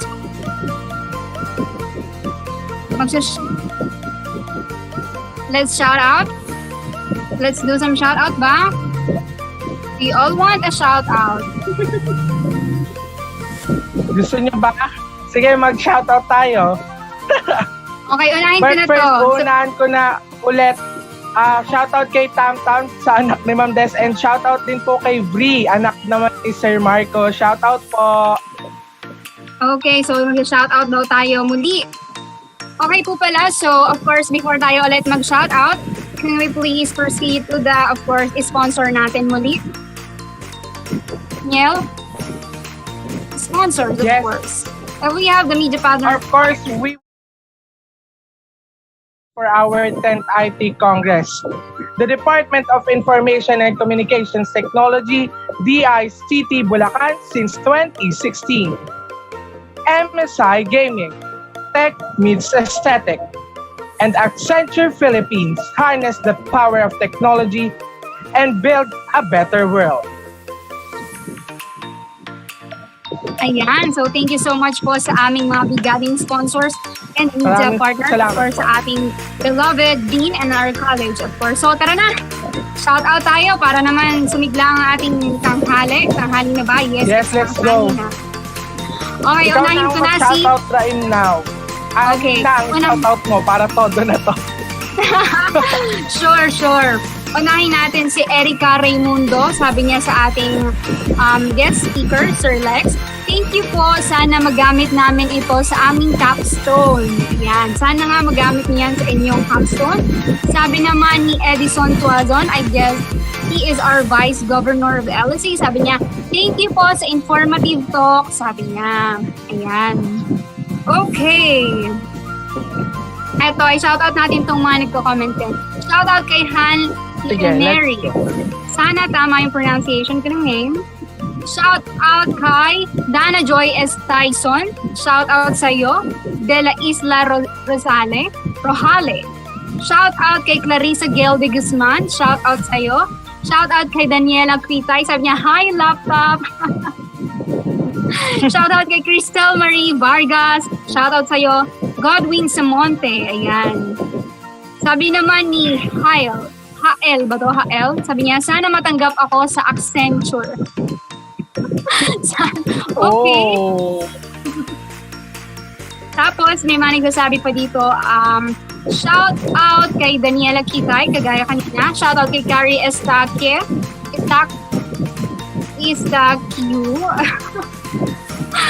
I hope I pronounced your name well. Shout out then kay Andre Mercado. Shout out kay Jovian Adriano. Sabi niya kanina, laptop beauty. Sabi ni Hael, thank you pa shout out. Okay, shout out din po kay Mary Gabriel Pangan. Pa shout out sa 3N. Sipagan nyo paghanap ng RRL. Good luck sa paghanap nyo ng RRL. True. Okay, ito yung mga ipapa-shoutout bagong-bago. Teka, mabilis, wait lang. Shout out kay Kyla, sabi ni Von Paulo Plaza. Shout out sa iyo, Ate Kyla. Justin Ruiz Mendoza, shout out sa iyo. Sabi ni Angel Mauricio, shout out sa akin.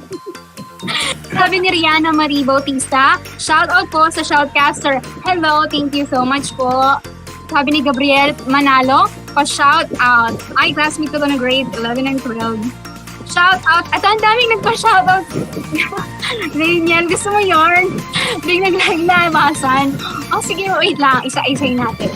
Sabi ni John Michael Christopher Tanshato, shout out kay Jason and Cancinas, IT board member, Lodi. Sabi naman ni Jovi Ann Adriano muli, sabi niya pa, shout out, don't fight the feeling in alcohol-free stream. Sabi naman ni... Ayan. Okay, wait lang. Ang bilis nila mag-comment. Teka lang. Sabi naman, eto to. Shout out, sabi ni Tam Tam Chongson. Shout out po kay Ma'am Raquel, Ma'am Marian, at Sir Jeb. Yan. From Tam Tam Chongson po. Sabi po ni Von Plaza ulit, shout out sa Cursor Publication. Sabi ni Herwin Perez, shout out po kay Jan Israel Centeno. Happy birthday po niya ngayon. Happy birthday! Sana totoo. Happy birthday! Sabi ni Ocampo Jubilin, shout out po kay Jenny Abel Cruz. Sabi naman ni Maria, okay. Shout out. Wait lang. Shout out po sa... Wait, ang bilis. Impermanence. Kuminahon daw shout po kayo. Hindi po matabayan ni Raim. Ang cute Wait lang. Shout out daw kay Everson. Pero birthday daw niya. Ang bilis nila yung earnest. Grabe. Ayan, thank you. Maraming salamat, guys. Yan, okay. Shout out daw po kay Mars Raim. Ay, ako pala yun. Shout out sa'yo. Shout out daw po kay Watching. Shout out kay Aldrey Torres na malungkot kasi di matawag sa raffle. Sabi ni John Mark Morada. Shout out sa'yo, Aldrey. Pa-shout out po sa host. Sabi ni Harel Letter. Hi, hello sa'yo. Sabi ni Charles Dalo, sana all. Sabi ni John Angelo of Emia, shout out sa jowa ko. See you! Sabi ni Harold Mark Vieska, shout out po kay Ma'am Donna Fernando. Hello, Ma'am Donna, shout out po. Sabi naman, okay, bilis na naman po sila. Sabi ni Baltao Raymond. Sabi ni Raymond Baltao, shout out po. Hindi ko birthday. Okay, shout out sa'yo. Hindi mo birthday. Yes, shout out sa inyong lahat, guys. Napakadami. Hey, sabi ni Steve Mercado, pa-shout out po. Sabi ni, pa-shout out po si Chester Baluy. Shout out po. Shout out po kay Glenn. Grabe, tingnan niyo yung comment section natin. Naka-all cap silang lahat, mga kababayan. Okay. Shout out kay Glenn, miss ka na namin, ni Kea. Sabi ni Jovi Adriano, sabi ni Gino Flores. Shout out po, Gino Flores. Okay, good for you, Gino Flores. Sabi naman ni, sabi ni Fred Oronce. Shout out po sa 3M, shout out po sa 3M, shout out po sa 3M. Okay, sabi naman ni Santiago Jericho, shout out daw sa mga single. Yel, shout out daw sa'yo. Ang galing. Sige, ituloy nyo yan. Grabe naman kayo. Ang sakit Sabi naman naman ni Karen Guillermo, shout out po sa BSIT 3A, shout out sa inyo. Shout out po kay Ma'am Johnny. Sabi ni John, John Angelo Ocpemia. Glenn Angel, wala ko shout out daw. Shout out po. Sabi ni sa comment section. Will you shout out sa Daniel? Sige, go. Last 3 shout outs. Go, mamili ka na dyan. Silva. Neomel Silva. Sabi niya pa, shout out po sa mga kaklase ko gumagawa ng web ng game development. Shout out po sa inyo, fighting. Sabi naman ito, shout out po sa Upper Moon. Eto, tingnan nyo. Sabi na, eto, Philippine Joyce Ganja Encarnacion. Shout out sa 4B Cavite State University. Shout out po sa 4B Cavite State University. Shout out kay Jeremy Perez and Herwin Perez. Anniversary nila today. Sabi ni John Israel Centeno, happy anniversary po. Shout out! Okay, shout out daw sa BSIT 2A. Sabi ni John Daguya, my former beloved classmate din. Sabi ni Okay, PSID 2A, shout out daw sa 2P. Sabi ni Crystal Marie Vargas, shout out po sa inyo. Shout out sa akin, sabi ni Bon Plaza. Okay, shout out sa iyo, Bon. Ilang beses na siya ng ano. Shout out po. Okay, ang daming papa-shoutout kay John Israel Centeno. I wonder why. Yes. Shout out sa inyo lahat, guys, lalo na din sa mga ibang schools na nakatutok sa atin. Shout out sa inyong lahat. And yan.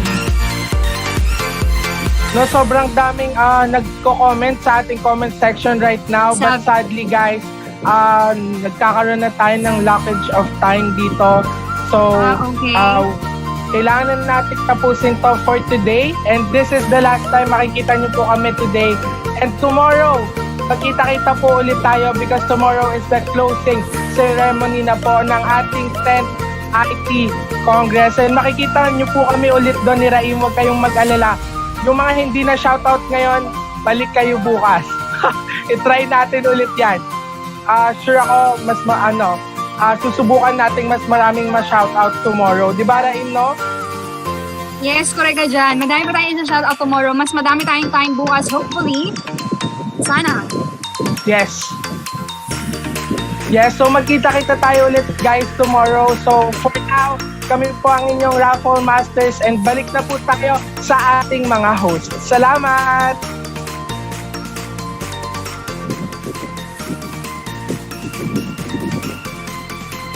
Ayan, thank you again our Raffle Masters and congratulations to all our winners for today.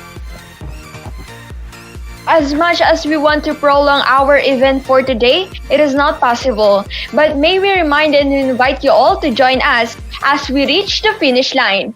Tomorrow is the finale and tomorrow is the end because tomorrow is the closing program for our 10th IT Congress, VALOR'S Vision, the Dauntless Upgrade.